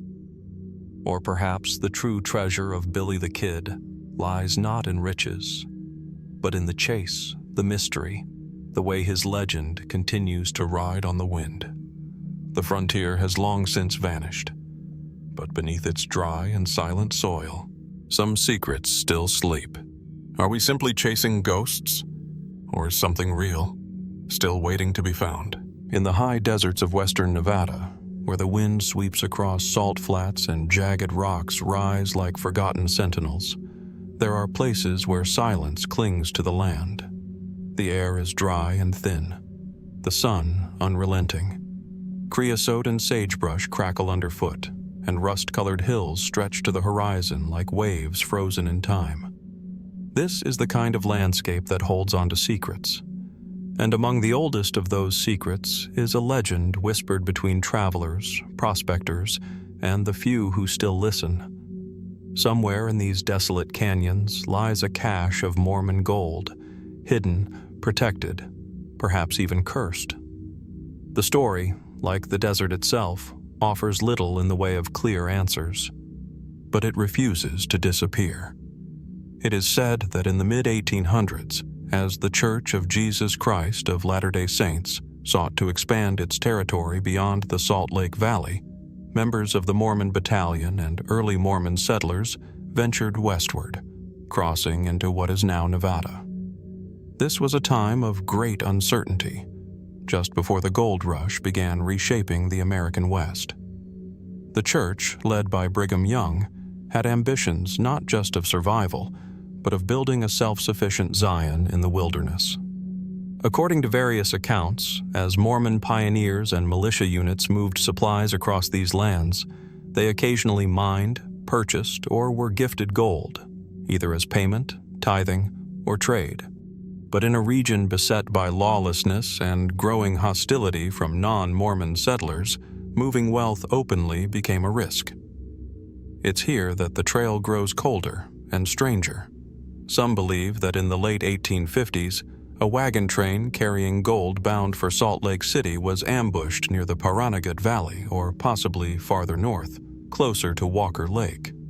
The precise location shifts with each telling. The story goes that, in an effort to protect the church's assets, the surviving members buried the treasure. Some say under a marked rock, others beneath an outcropping carved with religious symbols. And then, they disappeared. Killed? Lost to the desert? Silenced by their own? None returned to claim it. What fuels this tale? What gives it shape beyond myth? Are the scattered reports that surfaced in the decades that followed. In the early 1900s, a weathered prospector named James Ware claimed to have found unusual symbols carved into the walls of a narrow canyon northeast of Tonopah. Crosses, circles, a star. He also claimed to have found a rusted Mormon Bible bound in cracked leather. Ware believed he was near something sacred or something hidden. He kept digging for years, but he never struck gold. Other accounts surfaced around the same time. Ranchers reported strangers wandering the desert with old maps. A miner claimed to have seen gold ingots stamped with the beehive symbol, a known Mormon emblem, in the possession of a dying man near the White Mountains. But no one could ever trace the source. Skeptics argue that the story is simply another Western ghost tale, born from isolation and embellished over campfires. After all, there are hundreds of lost treasure stories scattered across the American frontier. Why should this one be different? And yet, there are peculiar details that resist easy dismissal.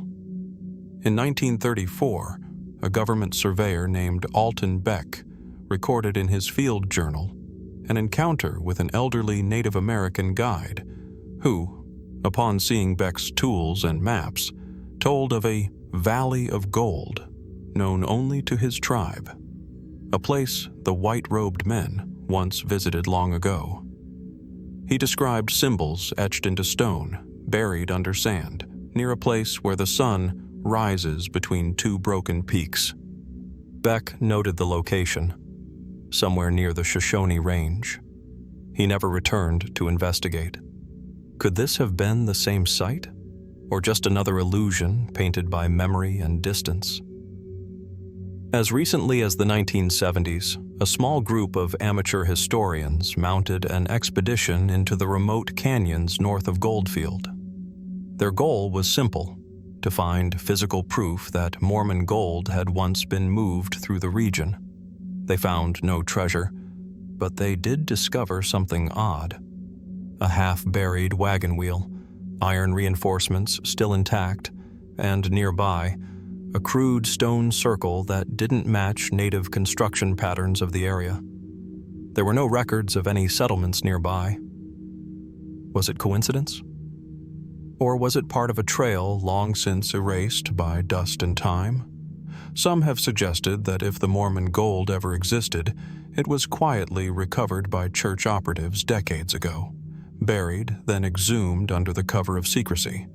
Others claim that the treasure was never meant for earthly recovery at all, that it was hidden as a sacred act, a gesture of faith, meant to be left untouched until a prophesied time.